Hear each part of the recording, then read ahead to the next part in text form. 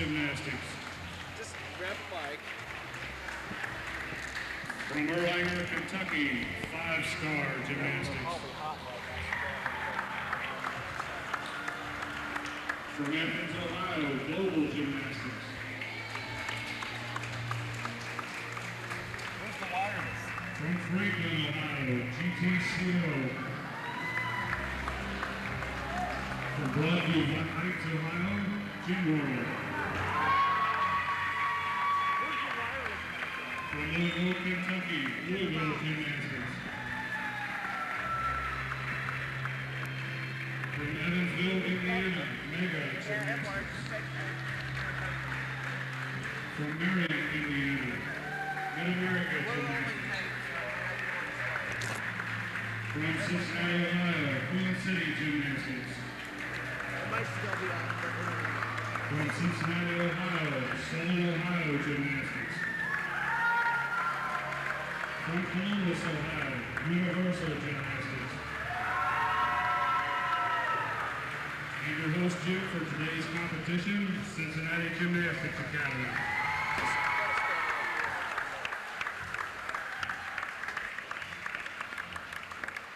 Introducing the judges for this afternoon's competition. On the A rotation, on vault, head judge is Betty Hepner. Support judge is Davey Scott.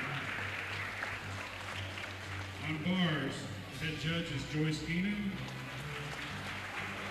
Support judge is Jennifer Suarez. On beam, head judge is Sophia Upson. Support judge is Laura Johnson. On floor, head judge is Vicki Haggard. Support judge is Kathleen Edwards. On the B side, on vault, head judge is Joyce Brown. Support judge is Linda Leggett. On bars, head judge is Carol Arnott. Support judge is Pam Groskopf. On beam, head judge is Judy Heffernan. Support judge is Jennifer Moore. And on floor, head judge is Jody Borda. Support judge is Kelly Wones. Meet referee for this afternoon's meet is Betty Strofe. The meet directors are Connie Hudson and Kim Speed.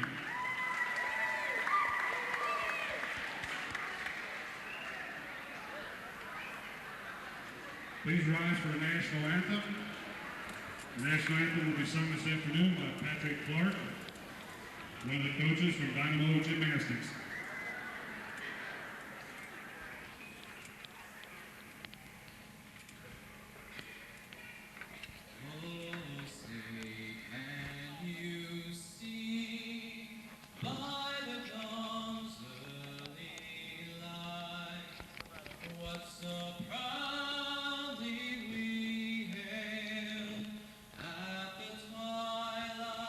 Last leave me, whose broad stripes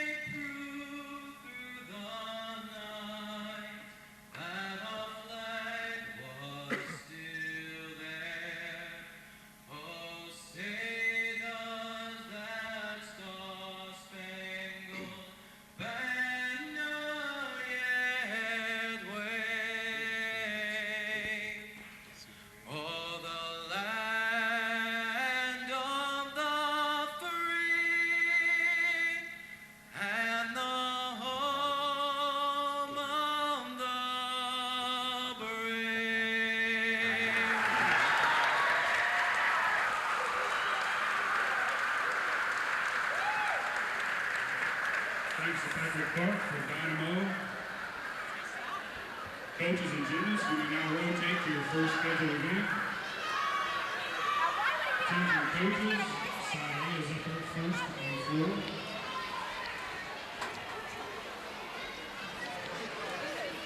Media sports telecast of the Blue Chip Invitational Gymnastics meet at Winton Woods High School. This is our 9th year here at the Blue Chip Invitational, and today we're going to talk to sponsors. We're going to talk to gymnasts all over. A lot of fun, a lot of talents going on out here, and we're going to be talking to the announcers over at the table right now with Dave Litchie and Rob Hester.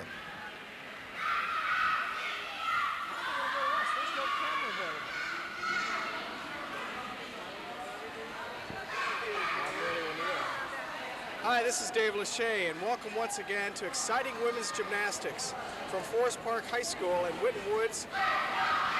This is a level 6 competition. We have 50 girls who will be competing for the all-around championship.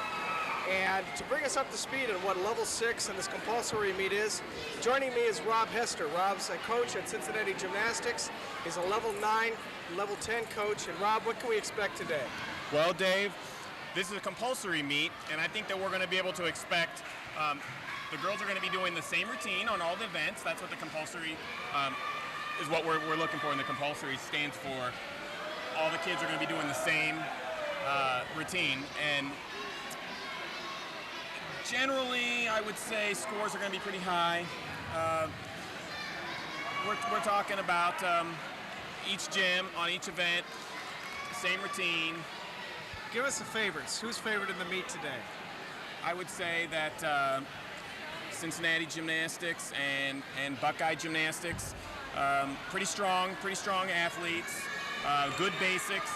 That's what this sport's coming down to now, Dave. We're getting ready for the first piece of competition, so let's go to the floor X.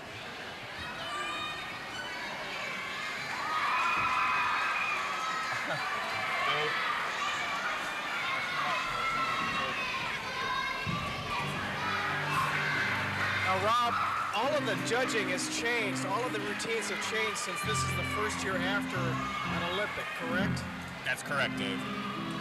So give us an idea of how are the routines changed after the first year? Is there a committee that actually changes the routines? Yes. The USAGF staff get together and they try to make routines that are in progressive form, so that it leads up to the next level.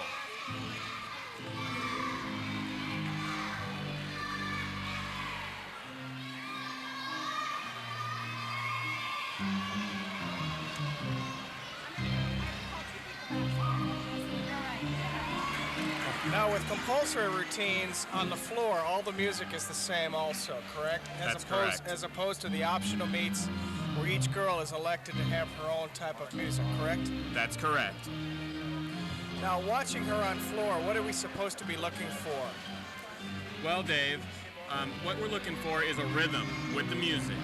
We want the kids to be able to follow. They have certain movements for each beat of the music that they need to follow. And also, they need to have amplitude in all their jumps and show flexibility and strength as well. That was a fine routine from Kim Haas from the Gymnastics Training Center of Ohio. Up next on floor, from Mid-America Gymnastics, is Audrey Warren.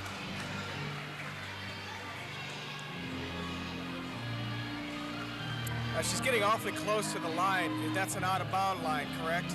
That is correct. Each gymnast will lose 1/10 deduction, 1/10 of a point if they step out of bounds.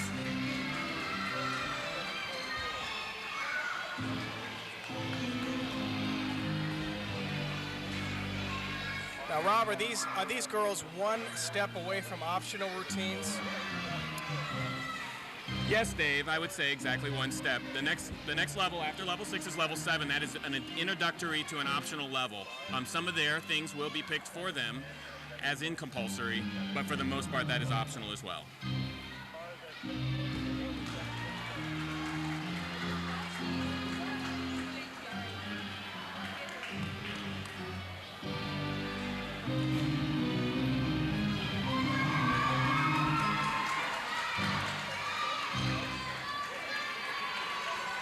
fine routine. Next up on beam is Amberly Smith.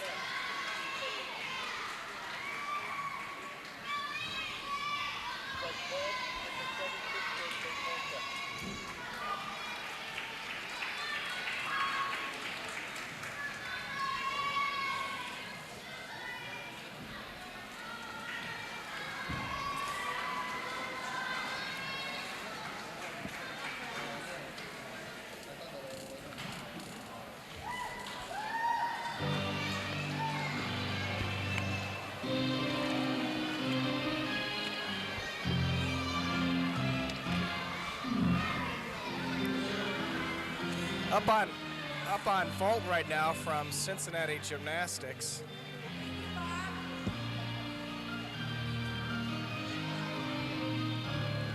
What are we looking for on vault, Rob? Well, on vault, we're looking for amplitude. We're looking for... Explain amplitude to everybody. Well, amplitude is the height that we're going to get after we hit the horse. We want to see how high we can get in the air after hitting the horse.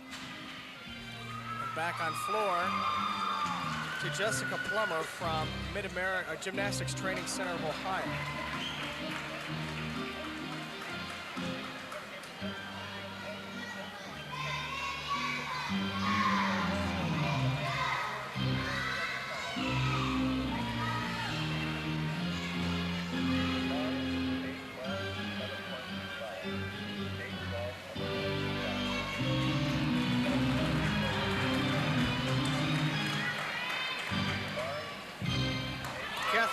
Is the coach of Gymnastics Training Center of Ohio from Franklin, Ohio. And a fairly good vault. Some words of encouragement from Chris, our coach.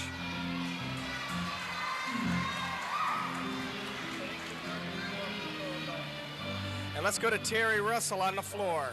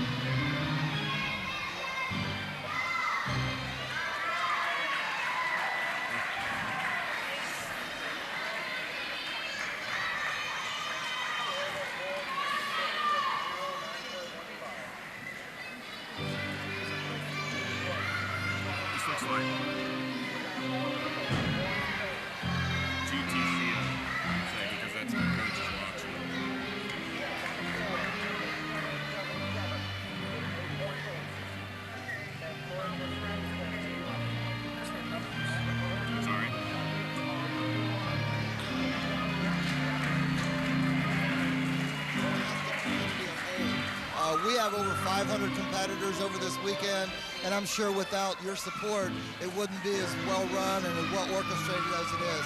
And again, we appreciate you, and also Waycross Community Media appreciates the help too. Thank you.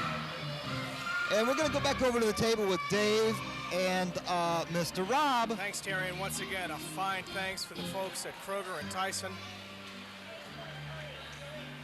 for their support of the Blue Chip Invitational. To the balance beam.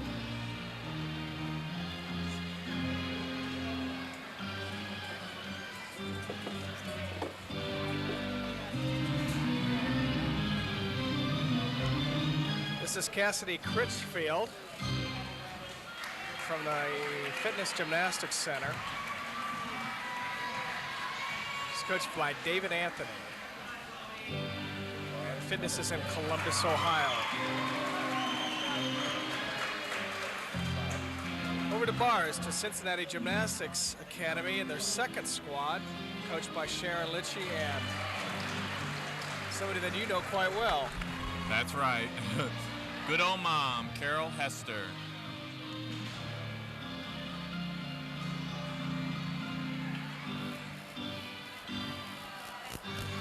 Now, Rob, since we're going to stay with bars here, give us an idea of what we're looking for a routine one of the girls does on bars.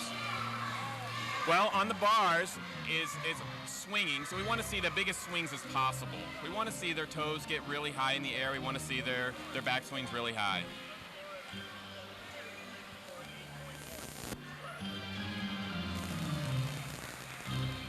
And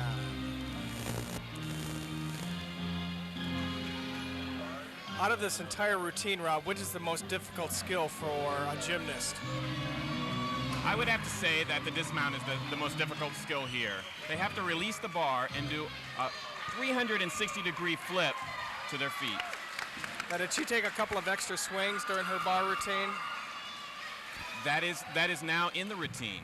They have to take extra tap swings, and now that's going to teach the kids to swing bigger, and that's what we're trying to see here. So there's an actual progression that you're taking when you're trying to teach these skills and routines, correct? That's correct. What kind of progression do you start working with? For the bars? For any routine, any skill, any routine, is there a starting point and an ending point? I would say that when you start on floor, that would be the basic of all four events. You want to start with just basic rolls and body positions, trying to teach them how to round their body and shape their body in different ways to where the skills are easier to learn.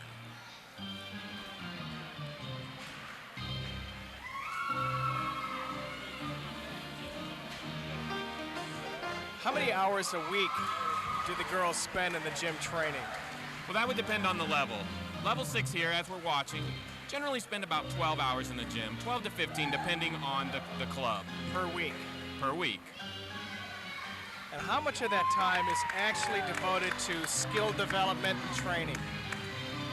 I would say probably 80% of that time. And the other 20% is spent where? Well, the other 20% would be spent in conditioning, trying to strengthen their muscles and flexibility, as well as some dance training. Is there more emphasis being put on dance in floor routines as the girls progress up the levels before they get to the elite level, or are the actual tricks or skills more important? I would like to say that the skills were more important, but we all know that the dance on the floor exercise is very important as well. I would almost have to say we're going to have to say 50-50 chance on that. Now, when girls get to the levels of the optional routines where they're able to have their own floor routine choreographed and it's a little bit different, are these routines choreographed to the girls' personality, so to speak? If she's a better dancer, is there more dance put in? If she's a better tumbler? That's correct. It allows each girl to express themselves individually. How tough is it to keep these girls focused, knowing that they're getting a little bit better, they want to progress, they want to go to the optional routines? How tough is it to keep them down into this level until they're really ready to become an optional gymnast? Now that's very tough. All the kids are really excited and wanting to throw the bigger things, but they're very patient as well and know that the basics are very important if they want to be successful. You notice she lost her scrunchie out in the middle of the floor. Is there any deductions for that today? Yes, there is. That's a 1/10 deduction. Losing a scrunchie on the floor, eh? Losing a scrunchie on the floor.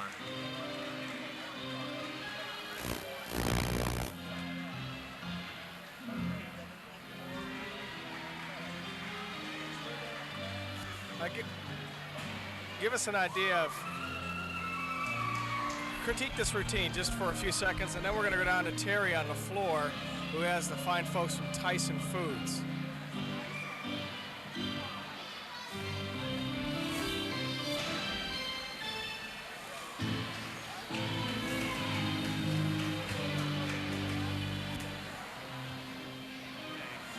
And I'm back over here with some more people that Tony Bauer, the president of the Parents Club, like to talk to. Once again, thank you to Tyson for your continued support of the CGA Parents Club. A lot of girls get pushed through this program. A lot of girls benefit from what you do, and we really appreciate it. A plaque.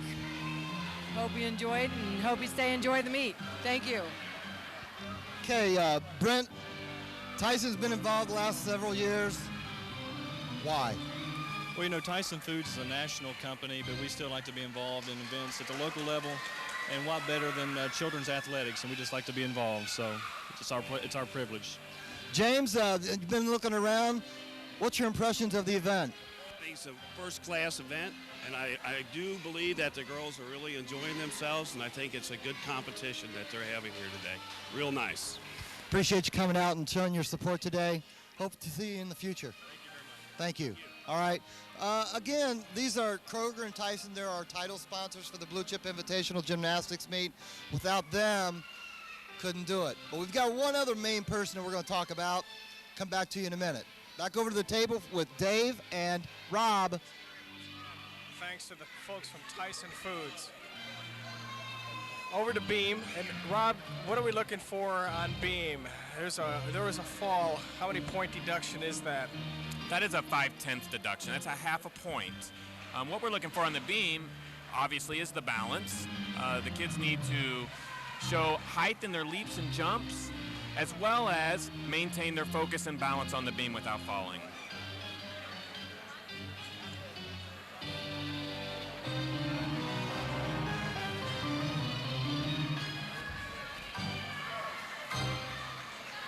How important is it for the gymnasts to complete their routine at the end of their music?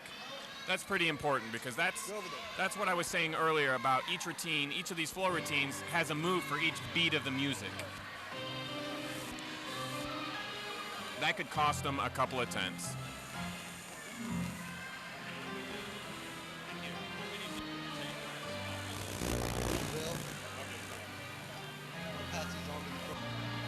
Also a sponsor. All right. I'm also Florex is more of an expression of the gymnast's personality, correct? That's correct.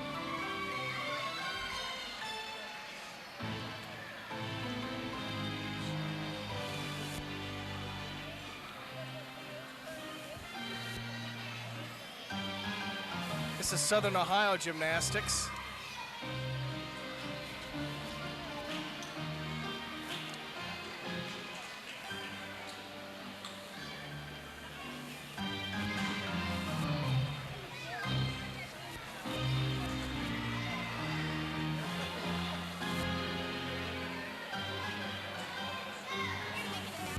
Have you ever coached a girl who absolutely completely forgot her routine in the middle of a performance? That has happened a couple of times. And how do you deal with that? How do you work through that with not only yourself as a coach, but also the gymnast? Well, I think it's very important for us to remember that they are all children. And myself will applaud the child on, and if needed to, you can speak aloud. Coach them with the words, and tell them the routine as they go.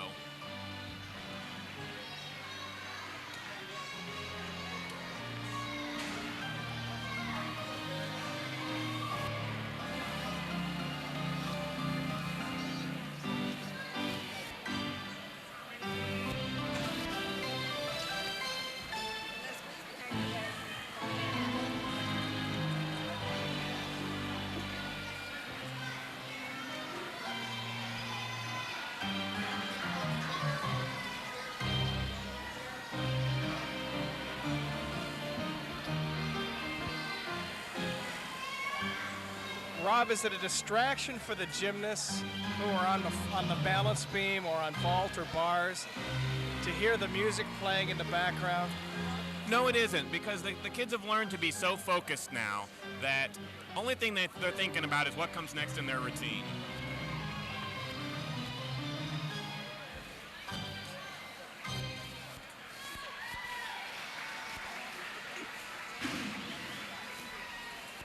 Let's go down to Terry Russell, who has another guest on the floor. Am I on? Hi, this is again Terry Russell.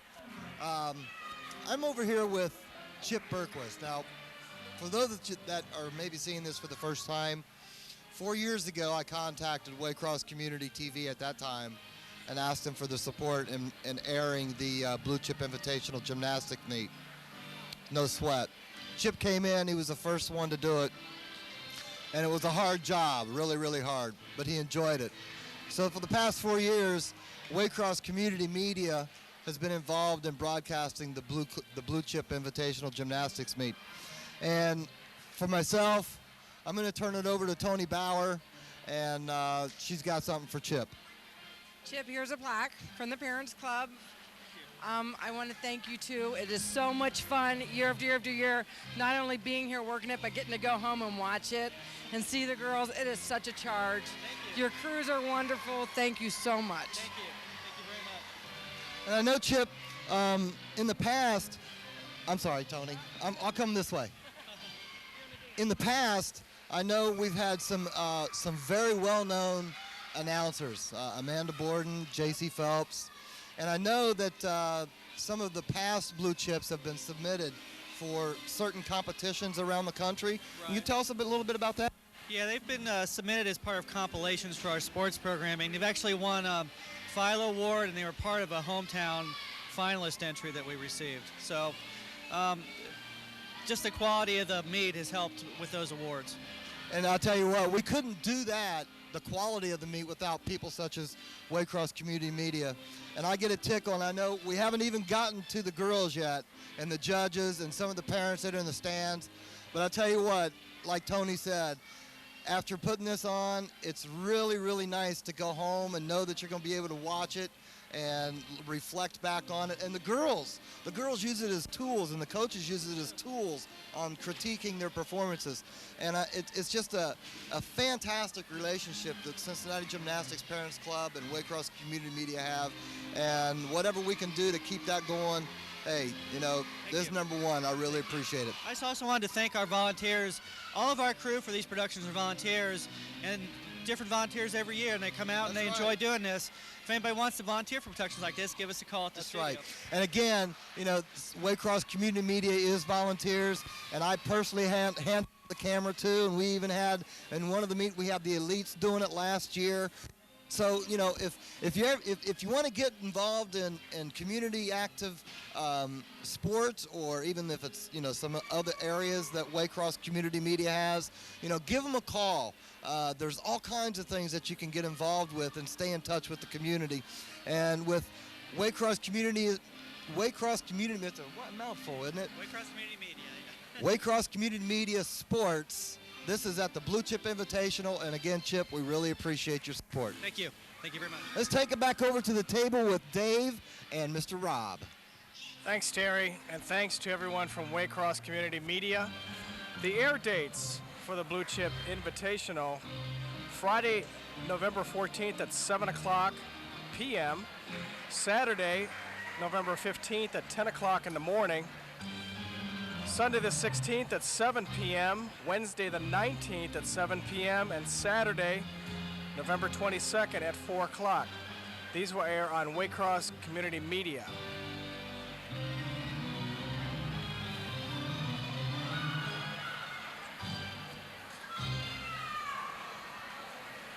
And on floor, somebody finishing up from That would be Southern Ohio Ohio Gymnastics. And as we just talked about, it seemed like she might have forgotten just a little bit of her routine halfway through.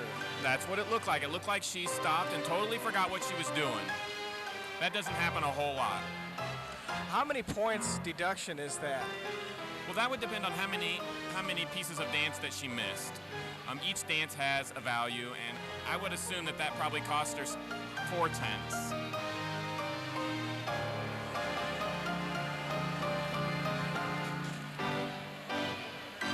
We're coming to you from Winton Woods High School in Forest Park, Ohio. This is the Blue Chip Gymnastics Invitational. This is a level 6 meet. It's all compulsories. It's all the same routines. My name is Dave Lachey, and joining me is Rob Hester. Rob's a coach at Cincinnati Gymnastics Academy.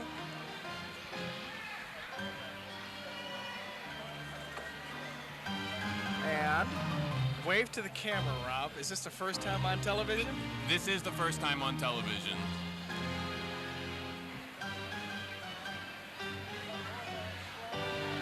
Rob, what does it take to become a judge, to judge one of these meets? Obviously, you don't start judging a gymnastics meet and all of a sudden find yourself at the Olympics. Well, that's right. There's a lot of studying involved. You got to learn every deduction for every trick, every skill in the book. It's not an easy thing. It takes many years of studying. Now, I'm guessing it's probably easier to be a judge at a compulsory meet because all of the routines are the same. That's correct.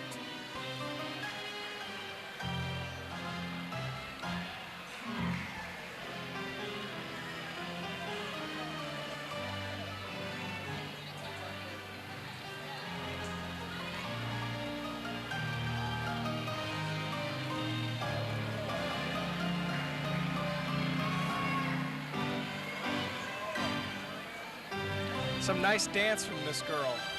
Yeah, that's very nice dance. Seems to be staying with the music. Every beat, every move, every beat sounds really good. This gymnast is from Southern Ohio Gymnastics.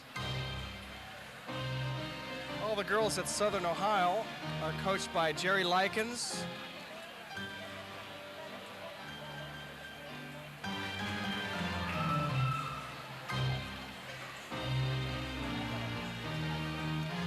A little low on her leaps, huh? Yeah, I would say those were a little low. She could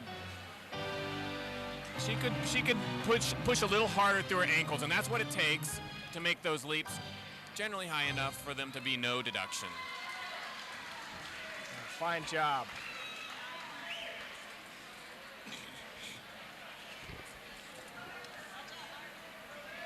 Anybody want some pins?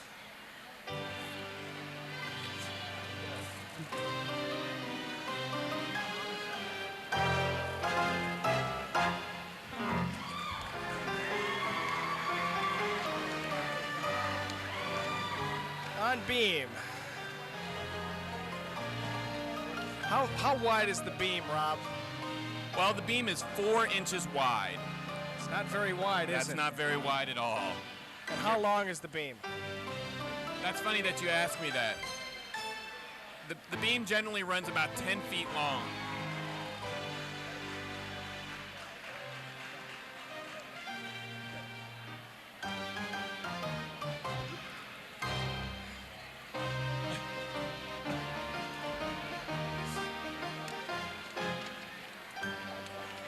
I guess the question that I want to ask about beam is, you see a lot of the girls at the higher level doing somersaults and flips on the beam. Can they actually see their feet on the beam hitting, when they're doing a flip, can they actually see them, their feet landing, so to speak? Yes, they can. Yes, they can. I wouldn't do it myself, but they tell us they can see them all the time. And that gymnast on the floor was from Dynamo Gymnastics, which is in Cincinnati, Ohio. The head coach is Gene Bertke.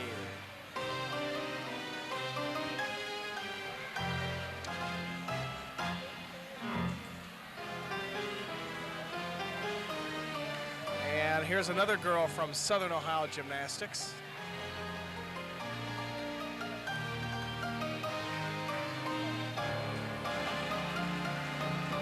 She shows very good poise, very good dancer.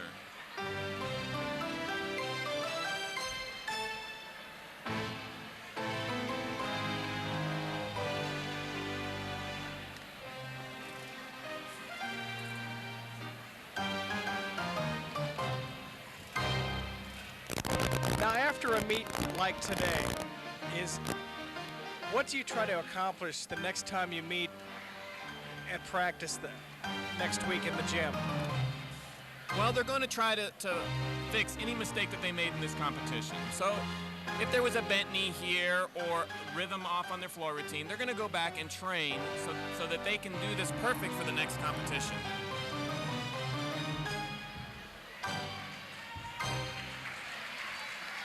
That was a very good performance.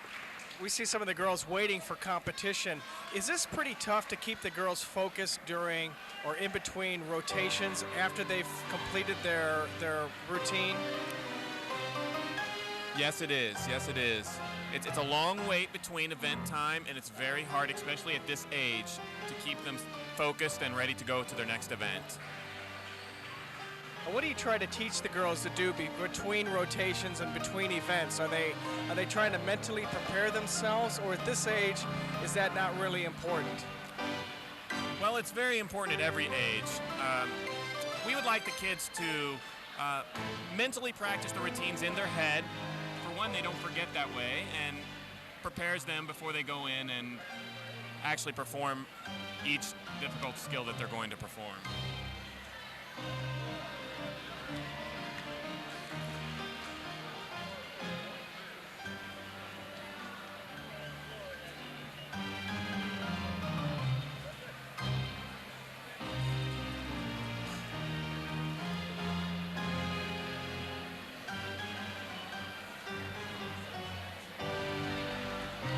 And she's from Dynamo Gymnastics, and you saw the coach come out on the floor and give her a spot. Now, give us the ruling on that. Can you do that? Is that legal? You can do that. The gymnast will receive a 5/10 deduction plus whatever that skill is worth. They lose the value of that skill.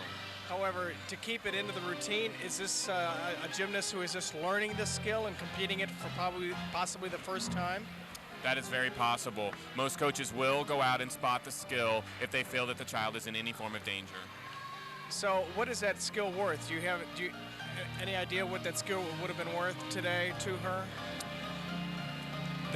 There's two possibilities. With the new compulsory routines that I'm not 100% familiar with, I would say... Because you're an optional coach. That's right. I would say 5/10 to 6/10 is what the back tuck would be. So she lost the value of the skill plus 5/10 of a point. So that's a whole point, correct? That's a whole point. That's a costly move, isn't it? That's a very costly move. You should see that in the result of her score, about a point lower than what she would if she would have done it by herself. But on the positive side, is it a good move for a coach to do that, to get her in a meet like this and have her compete it? Yes, because then she can use all the experience that she can. Experience is a good thing when you're doing competitions. Less nervous and great performance.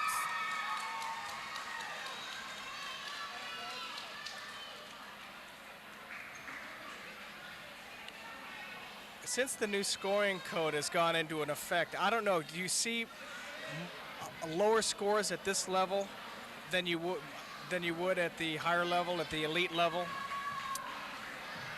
You would see lower scores at this level.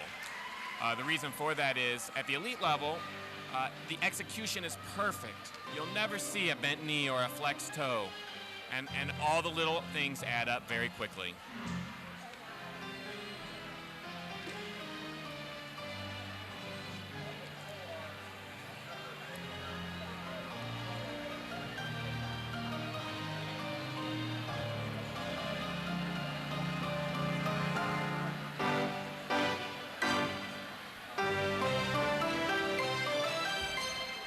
How many meets have these girls competed in already this year, Rob? Well, the girls usually compete about anywhere from 6 to 8 meets a year. I would say that this is probably around their 4th or 5th meet this year. And when did the girls start actually training for competition for the season? Was it back in September, or was it more towards the beginning of the summer? The girls' seasons usually end around February. So they start training about March, and they train all the way through the summer until the competition season starts, which usually begins in August.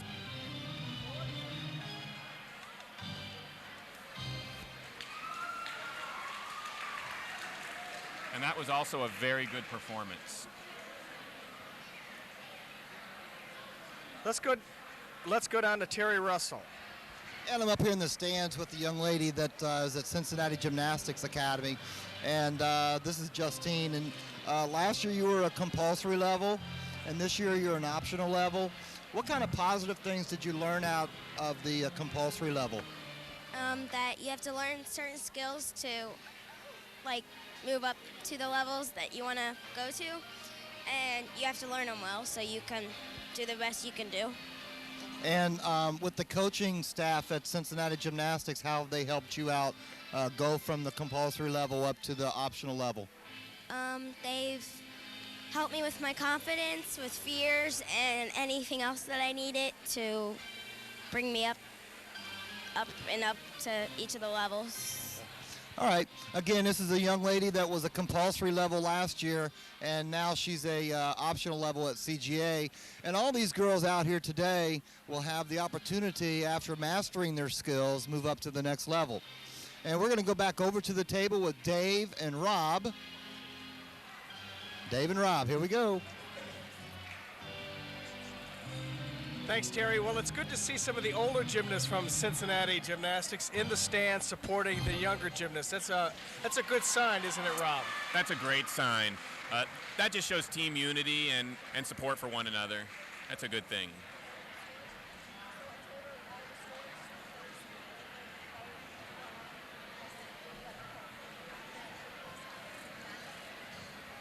And it looks like that completes. We've got one more girl up on floor from Dynamo Gymnastics in Cincinnati. We'll stay with her, and Rob, just kind of walk us through her routine for us. She starts off with a torchete, and that was a back extension roll to handstand. A little bit of dance here, showing her flexibility. That's part of the routine.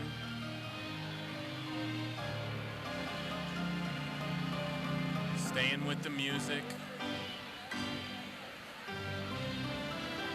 That was a front handspring step out to a front handspring. That was executed very nice. A little more dance, staying with the music. And we have an aerial cartwheel. That is a cartwheel with no hands, as you see on the TV.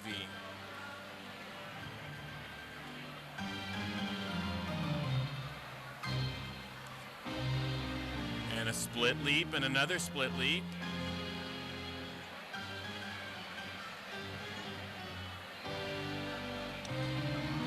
Now she's really staying with the music. nice landing. That was very nice. Very good job. That was a very good. Well, that completes this rotation at the Blue Chip Invitational, and we'll be right back.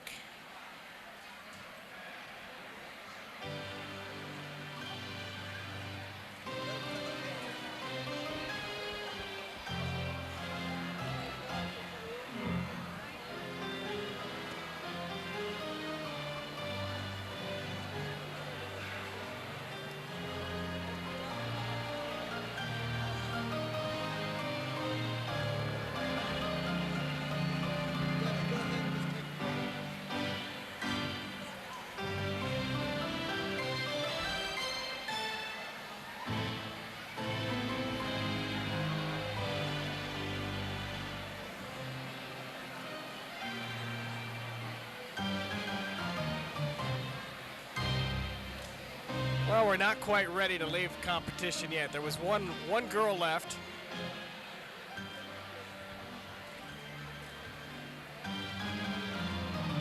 Is this tough for a gymnast to be the last one up on floor? Yes, that's very tough. A lot of pressure.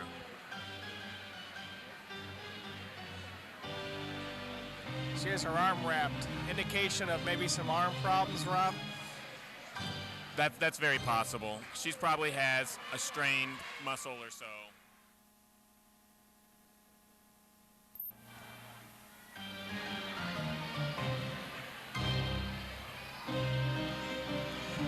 And welcome back to the Blue Chip Invitational from Whitten Woods High School in Forest Park, Ohio. My name is Dave Lachey along with Rob Hester. This is a level 6 compulsory meet. All the routines are the same. Rob, give us an idea of what the differences between compulsories and optional meets are that you'd see an optional meet at the Olympics, so to speak.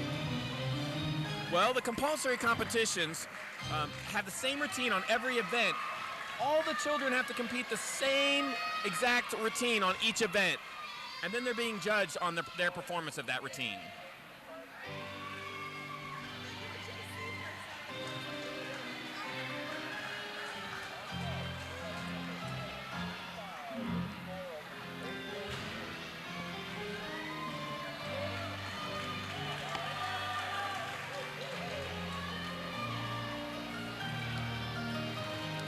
We see a girl from Cincinnati Gymnastics Academy getting ready to go up on the bars with her coach Sharon Litchie.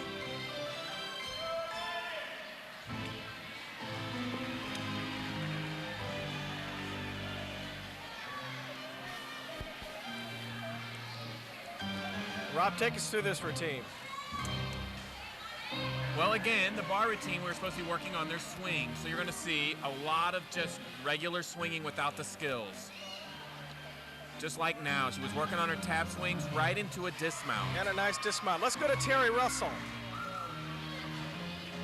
And I'm up here in the stands with some important people. This is Lynn Rule, and she is the public relations director at Cincinnati Gymnastics Academy. And she also handles a lot of other things. Got something very, very special to tell our viewers out there. You know, everybody in here is going to find out sooner or later. So, Lynn, you might want to tell them what's going on. Thank you, Terry. We are holding a benefit to raise $25,000, and we're going to do this hoping to culminate on December 17th at a extravaganza that we're going to be holding at the Fairfield High School, and we'd like everybody to participate. The tickets are only $3, and you'll be having an opportunity to see Amanda Borden do her but her Coca-Cola rock and roll floor routine. Kim Zamesco, 1992 Olympian, will also be there. She'll be doing her floor routine, and Christy Powell, who is the current national champion in gymnastics, will also be there doing her floor routine. It's going to be an evening with a lot of events. We'll have clowns, we'll have a silent auction, we'll have a raffle, we'll have lots of food available, and we hope everybody can come. The tickets are only $3. Wait a minute. How much? Only $3, and you can see the Olympians, so do come. Mary Lee Tracy, the Olympic coach, will be the MC for the night, along with one of the Warm 98 disc jockeys, so we hope you'll all be there. Did you say that Daryl Pace, isn't he the archer? Forgot about Daryl. The Olympic archer, Daryl Pace, is probably the most celebrated Olympian in our area. I think he's been in the Olympics. He will be there doing an exhibition also, so please come by. Is he going to shoot like an apple off someone's head?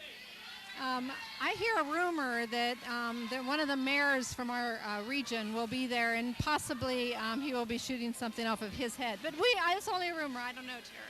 Yeah, okay. And this is going to be at the Fairfield High School, and that's a brand new arena out there. And the Fairfield Fire Department is going to be involved out there too, because I understand that the Fairfield Fire Department has got cans around town trying to collect donations for this event. I'm sorry, I should introduce him. Lynn, go ahead. This is Fire. The captain, yes. You'd probably be a very good tall subject for the Daryl Pace to land one off your head, wouldn't he? So, apparently. I would trust him. I think anybody who's been to the Olympics the last 4 years as an archer would have some kind of trust. And as I understand, you can get tickets at the fire department also, and you can get them at the Cincinnati, at the gym, okay? Yeah, the tickets are available at Cincinnati Gymnastics Academy, or if you are unable to get there, you can order by mail. We'll be taking those orders through the 20th of December, or through the 15th of December, excuse me.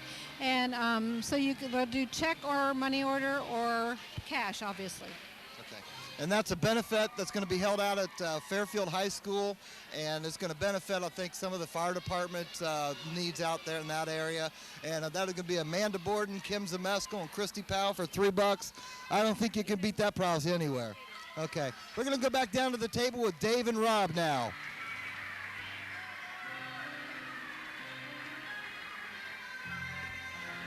Let's go back over to the balance beam. Thanks, Terry. And no, we're not in Southern California, and no, we're not experiencing an earthquake. That's just a tough camera angle shooting up into the stands. And we're on beam right now. Rob, this is a girl from Buckeye Gymnastics in Columbus, Ohio. With it being 4 inches, how much time do the gymnasts have to actually look at the beam, or is it more of a feel? I would say it's more of a feel. You want to keep your focus up so that the judges can see your presentation. You don't want to be looking down at the beam the entire routine, in other words. No, we generally tell the kids if they're looking down, they're going to fall down. She had a little wobble. What kind of point deduction is that? Well, a small wobble like that will probably only cost her 1/2 of a tenth. And back to vault. What kind of vault are the girls doing in gymnastics term? What is that called? It's called a front handspring. And her dismount is, what was that dismount? A full off on the beam? I believe that would be called a Wendy.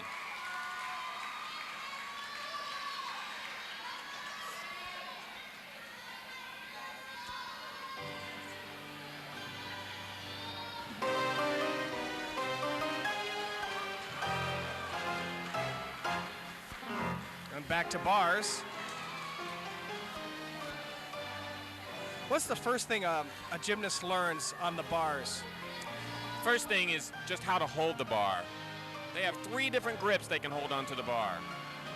Explain those 3 different grips to us. Well, we have an overhand grip, which when the hands are slightly hanging over the bar. We have an underhand grip when your hands reach under the bar, and we have what's called an L grip, and that's when your hands are turned outward into an eagle. It's also called an eagle grip or invert grip. What's the advantage of the 3 grips that you described to us? The overhand, the underhand, and the eagle grip. Well, each grip is harder. It's like a progression. You start with the overhand grip and you learn your skills from there, and then you move on to the underhand grip. Do you do different skills with each grip? Yes. There are so many different skills with each grip, each one getting more difficult than the next. Now, if you notice, they have something on their hands called grips. Now, exactly what do the grips do for the gymnast? Well, it actually does 2 things. For one thing, it protects their hands from blisters. The other thing is it has a little dowel right underneath the fingers that helps them hold on to the bar. And a dowel is a round piece of wood. That's right. And that helps them hang on to the bar. And that helps them hang on to the bar while they're doing difficult skills.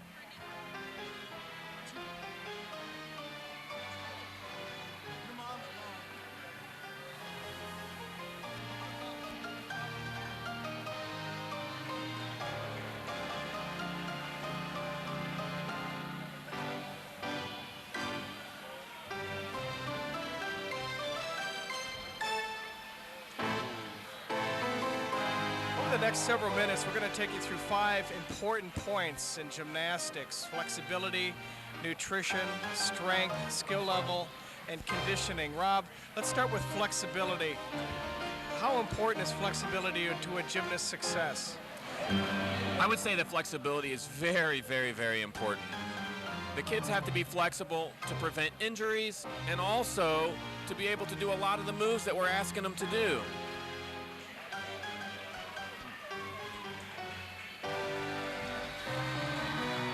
How do you prepare a gymnast, and how do you work on flexibility at the gym? Well, we like to hand stretch them. We like to put them through the splits and pull on them gently to where their muscles are starting to stretch.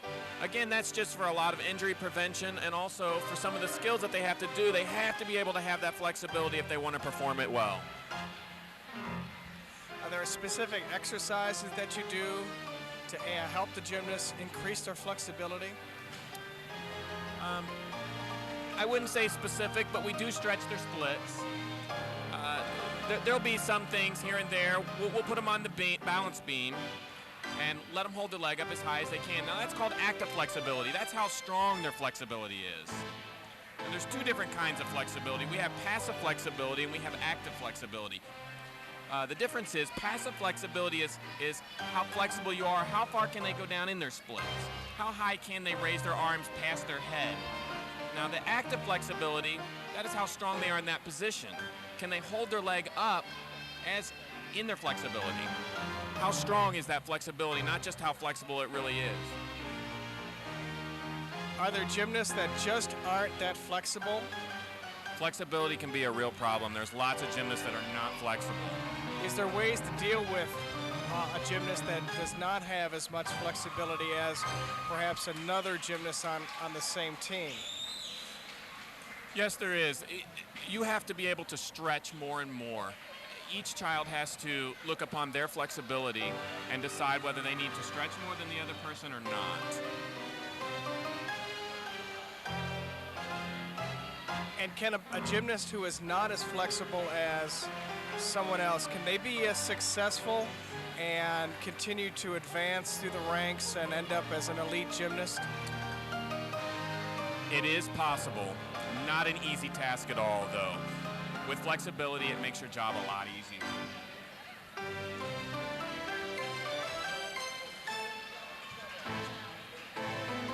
As a matter of fact, we had one of our own team members, Christy Litchie. She was an elite gymnast for us, and now competing for the University of Georgia. Had a flexibility problem, but that didn't stop Christy.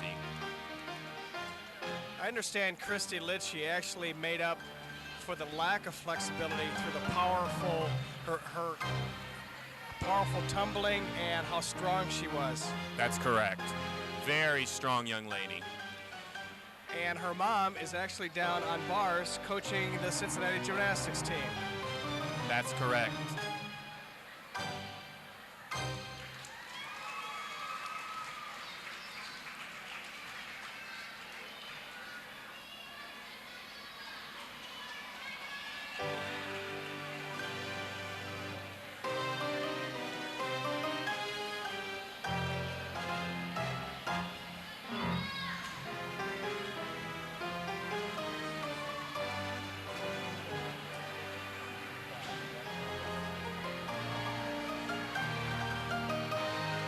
Let's go to Terry Russell. Terry's out in the lobby with a couple of gymnasts waiting to compete.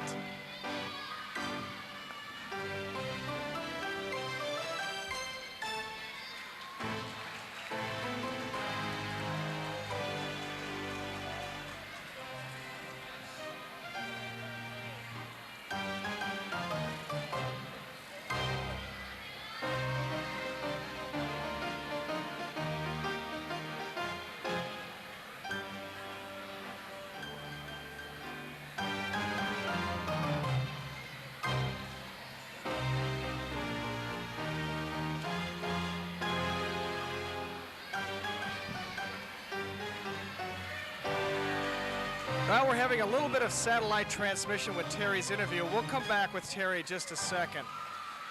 Rob, let's go to the next point, nutrition. Now we've seen a lot of movies on television that have dealt with nutrition. We've seen some gymnasts who have had trouble with proper nutrition and proper eating habits. How does the gym deal with, and how do coaches deal with proper nutrition with gymnasts these days? Well, we really try to educate the children. We want them to know all the points of good nutrition without overdoing it. Now, are you educating the gymnasts along with the parents, or is it as equally as important for the parents to understand what good nutrition is for their children? Actually, it's more important for the parents to know because they're the ones that feed them. We do educate the parents and the gymnasts together. We teach them what kind of foods help fuel their body instead of just sit there and do nothing in their body. Does USA Gymnastics also contribute to the education of not only the gymnasts but the coaches when it comes to nutrition? Yes, they do. They put an issue out in every magazine that the coaches receive, and they also have a few nutritionists that travel around the country and give lectures at gyms like this.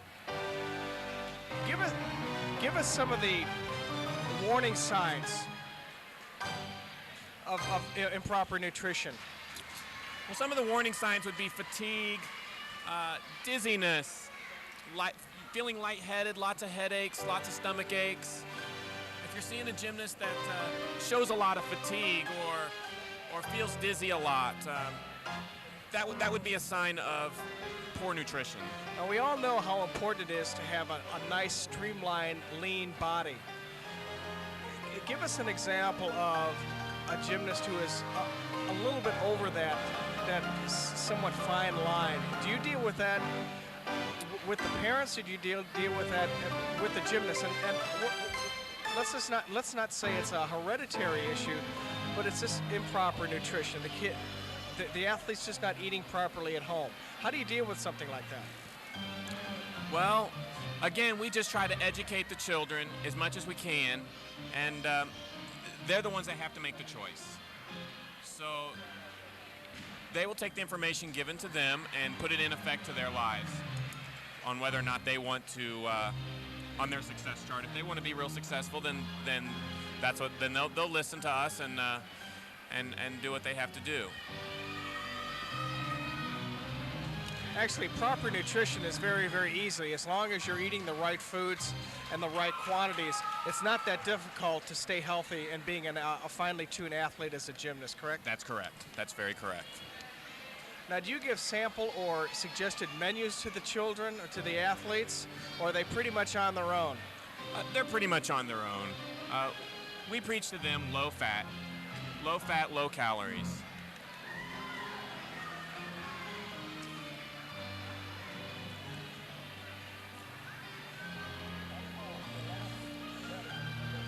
We have all of our satellite transmissions fixed with Terry Russell.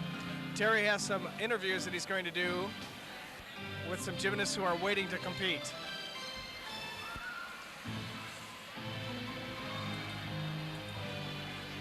Okay, I'm over here with a bunch of girls watching the big screen TV out there in the lobby, and I'm going to quickly ask you what your name is. Emily, Katie, Courtney, Lauren, Jesse, Brittany, Caitlin. What's your name? Sarah, Michelle, Sarah, Christina. What club are you girls from? Gymnastics. Gym World, okay. And you girls were out there watching this, and you guys are going to be competing next, right? I can't hear you. Yeah. And what were you thinking about watching that? It was pretty neat.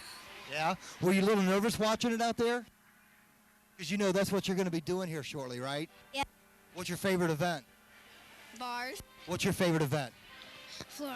Okay. We're going to go back down to the table with Dave and Rob. Down to action. Back down to the table.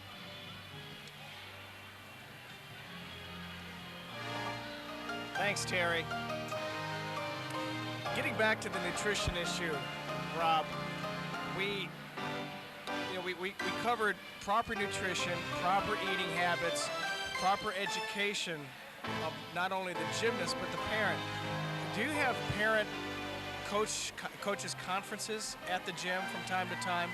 And if you see something, if you see the actual warning signs, is this an issue that you would bring up with the parents first versus the gymnast? Yes, it is. If we were to see any form of warning sign, we would get with the parents immediately and let them know to see if they're seeing the same warning signs we are. But luckily, we've never had to deal with that yet. Is improper nutrition more evident at this level, at the early ages, or is it more evident as the gymnast gets a little bit older, the 16, 17-year-olds who are trying to keep their bodies as lean as possible? Yes, that's when you're going to see it the most. So the older kids, the higher the level you go, that's when you're going to notice it the most. It really requires a lot of energy to do the skills that those kids do. And if they don't have it, it becomes very dangerous. Is aerobic training very, very evident in gymnastics? Because a lot of this is anaerobic training where the heart rate doesn't get to an extremely high level, and so you're not burning a lot of calories during these routines. It just requires a lot of strength. Is aerobics becoming more and more and conditioning more and more a part of gymnastics training? It is becoming a part of a warm-up. It is becoming more and more a part of a warm-up for gymnastics. Get the heart rate moving, get the blood pumping. It's very good to get a proper warm-up before trying to stretch the muscles. Well, the reason I said that is that I know for a fact that the University of Georgia gymnastics team is actually spending 20 or to 30% of their workout training in actual aerobic training. where they're trying to get the girls in better shape than they've ever been as gymnasts, and I think that's really, really important from a training issue and a competition issue. Yeah, I think that you're going to see it with the older kids more, especially at the college level. You're going to see a lot more aerobics, getting the body into shape.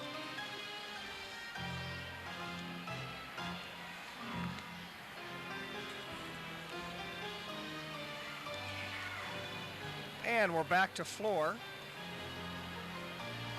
This is, she's a very tall gymnast, and it might be a little hard to distinguish her height on the screen. However, watching her on the floor, she looks a little bit taller than normal. Rob, how difficult is it for a gymnast who is a little taller than average compete at this level and at the elite level also? Well, it's very difficult, but at the same time, as you've seen, Svetlana Boganskaya, very tall gymnast, looks very beautiful with the straight, long legs. What about skill level as you get a little bit taller? Is it a little bit harder for a gymnast to control her body through space, so to speak? Yes, it is.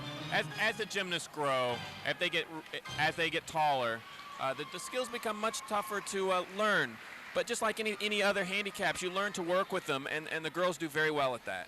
Let's go to Terry Russell. He has a couple of coaches. And I'm over here with some local clubs, coaches. And where are you from? Cincinnati, Ohio Dynamo Gymnastics. Your name is? Jean Reed. Jean. And you guys, Dynamo's been coming to the meet for how long? Oh, probably since they started it. About 8-9 years. Yeah, right? yeah, quite a while. And what do the girls get out of coming to a meet like this? They get to meet other gymnasts and just have a good time. This is a fun meet to come to. They like their T-shirts that they get every year, and it's just a pretty relaxed meet. Nice dig on the Sharks. Also, from 5-Star Gymnastics, we have Doug, and you're also the gym manager over 5-Star with Mary Collier. This is your first year with 5-Star, but I know that you've been coming down to the meet for several years. How do you feel about the meet? It's a great meet. Actually, this is the first time I've been here with the compulsories. Second year, because I was last year with the optionals. It's a really good meet. Good for the kids to get statewide experience, not only in Kentucky now, but also. And I understand that you've recently got back into the managing and the owning of the club of Dynamo. That's something new to you, or actually it's something old, but new back in the near future here. What do you learn from as a coach when you come to something like this? Oh boy, as a coach, I learned actually just today, I'm sitting back and just trying to put everything in perspective and realizing that to the kids this is a huge big deal, but time and just the physical activity that they get out of it is most important. And I think we have to keep that in perspective. Right. And again, today we've got almost all the local clubs in the greater Cincinnati area, northern Kentucky, up in Dayton. And these are two of the clubs that we have, just one on side of the river, Dynamo Gymnastics up in here in Forest Park. We have 5-Star Gymnastics over in Erlanger. And if you guys want to go out, if you're sitting at home and you're not doing something and you want to get in the phone book, Dynamo, 5-Star, there's all kinds of gymnastic opportunities out there for young women and young men that want to get into another activity, into the sporting field. We're going to take it back over to the table with Dave and Rob. Thanks, Terry. Fine job by a couple of coaches here at the Blue Chip Invitational. This is the Blue Chip Invitational from Winton Woods High School in Forest Park, Ohio. My name is Dave Lachey along with Rob Hester. And Terry Russell just got through talking to a couple of coaches. Rob, you're a level 9-10 coach at Cincinnati Gymnastics. Give us an idea of how long you've been a coach and what kind of training it takes to become a gymnastics coach. Well, let's start with how long have you been a coach? I've been coaching for about 11 years now. At various levels? Yeah, from the very beginning all the way up to the top.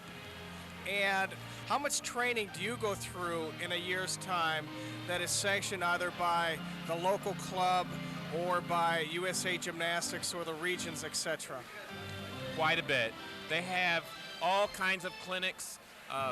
Most of your clubs will bring in several clinicians a year. Education is a very big important part of a coach's career. Now, what about training difficult skills?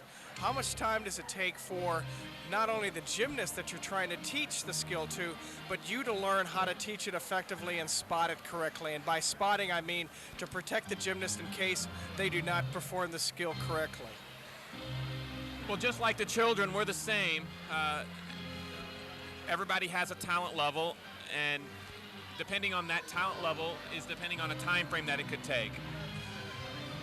Now, as you're going through your training at training classes, etc., how much time do you suppose it takes out of your schedule out of a year that's dedicated to training? 5%, 10%, 20%?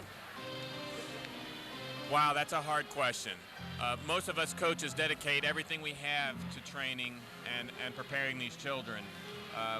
Most of us give anywhere from 40 to 50 to 60 hours a week just in not only training the children, but training ourselves. Let me ask you this question. As we all know, and I'm going to use this analogy, as an airline pilot, you start first flying little Cessnas, you have your private pilot's license, and then if you decide to make this a career, you advance yourself up to a twin-engine aircraft, and you work your way up until a commercial pilot's license. Are coaches also distinguished to skill levels? In other words, are you allowed to teach or train certain skills without a license or a certification? To be a coach, the only certification you need would be to show at the competitions. The federation requires us to hold a form of certification to be out onto the floor. But other than that, anybody can train a gymnast that has a know-how.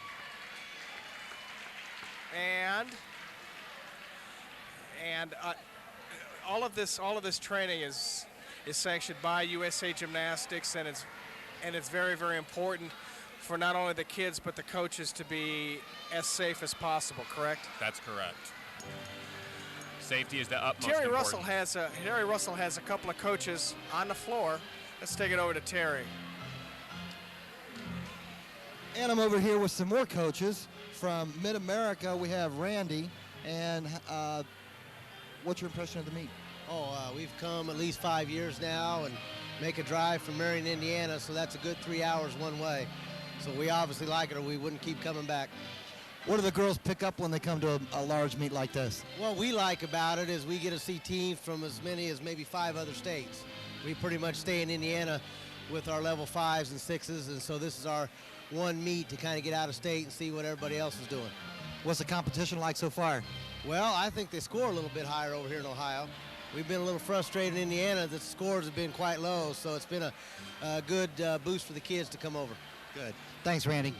And we're here with Dara, and Dara's been here at the Blue Chip for as long as I've been here, and she's one of the coaches over at Queen City, which is on the east side of town. I understand you guys got a new gym coming up. Yes, we do. It's going to probably open in February. It's going to be a kids multi-purpose sports center with swimming, soccer, gymnastics, taekwondo, dance, everything. Whole 9 yards, huh? And what about the meet so far today? I think it's great. I think Cincinnati Gymnastics Academy does a wonderful job of putting on Blue Chip, and that's why we keep coming back. Couldn't do it without the participants, and those are the gymnasts, and those are the most important. We also have our sponsors, Waycross Community Media Sports, Kroger, Tyson. We couldn't do it without these folks. We appreciate the support. We'll let you get back to your meet. Thanks. Have a nice afternoon. All righty. We're going to take a break now, and for the Waycross Community Media, we're going to take a break, and we'll be back with you in about 5 minutes.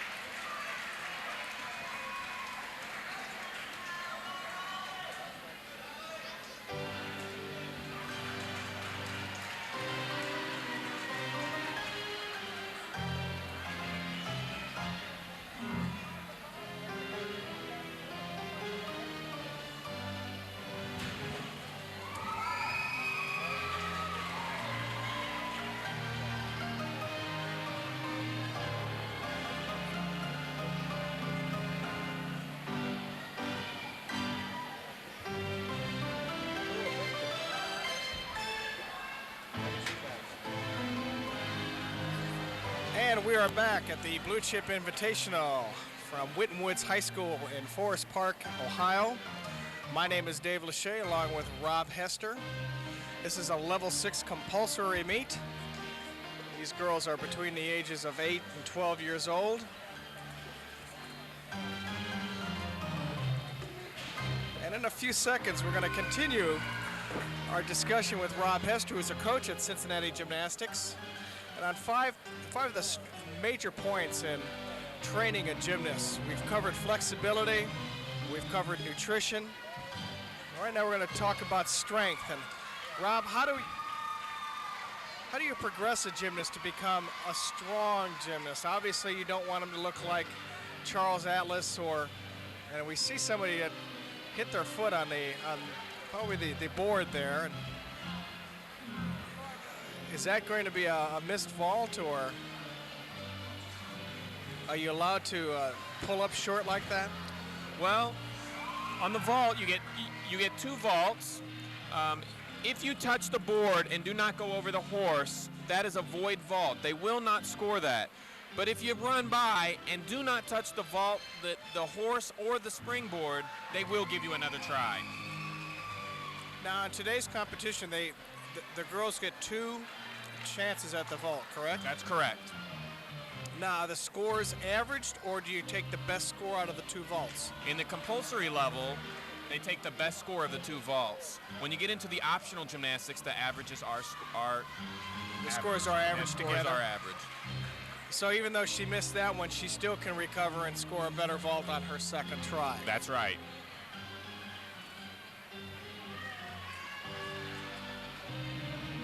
I'm sure strength is very, very important in a gymnast's career. What steps do you take? And here's her second vault. Let's take a second here. Let's see how she does on her second vault. And another missed vault. Well, what is she having trouble with, Rob? Well, it looks like she has a fear. A lot of kids go through that. They get afraid of running into the horse. Now that was another void vault, so she will not receive a score for that. All right, let's get back to strength. What do you do as a coach and as a gym to train gymnasts to improve their strength, to become stronger, without actually creating a lot of muscle mass and huge bodies? Well, we do a lot of reps. And what I mean by reps is when we give them a set of push-ups, we'll keep the numbers very low. Maybe 10 push-ups, maybe 15 push-ups, but we'll do it 6 or 7 times. And that is to tone the muscle. And the strength is good because that allows them to do some of the skills that are required, and also keeps them safe. So if they're landing and twist an ankle or roll an ankle, they're more likely to get up and walk away from that.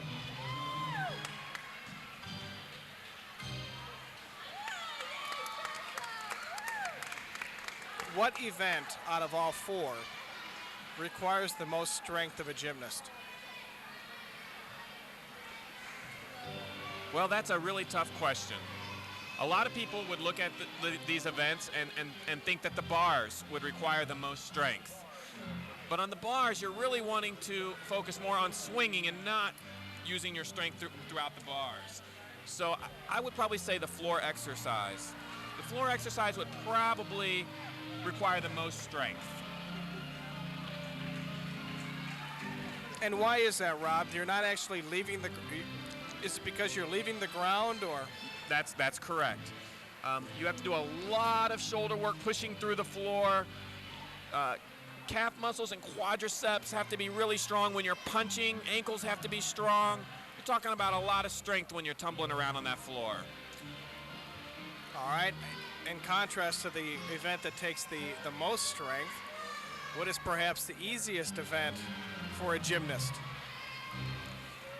I would have to say the easiest event would be bars. Again, you look at bars and you think, she must be so strong. But we're really trying to focus on a swinging here, which doesn't take a whole lot of strength at all. We're working on a fluent swing.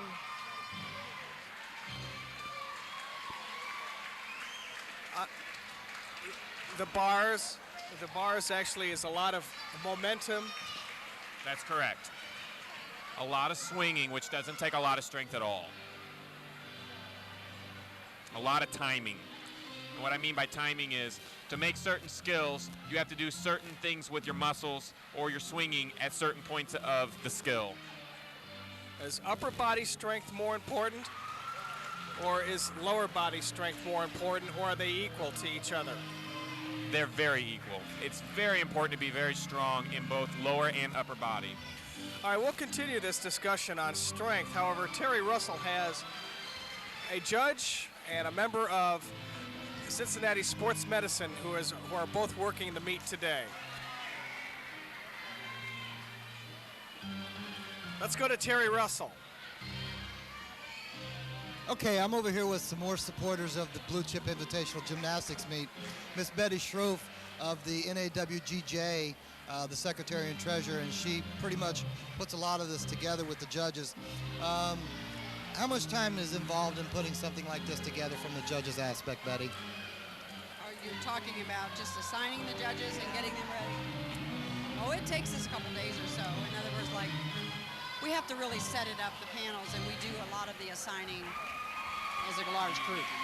And so, it isn't that we spend all the time on this particular meet, but on a lot of meets, yeah. And I know with this year being the first year after the Olympics, a lot of the routines, all the routines have changed, and all the codes have changed and everything like that.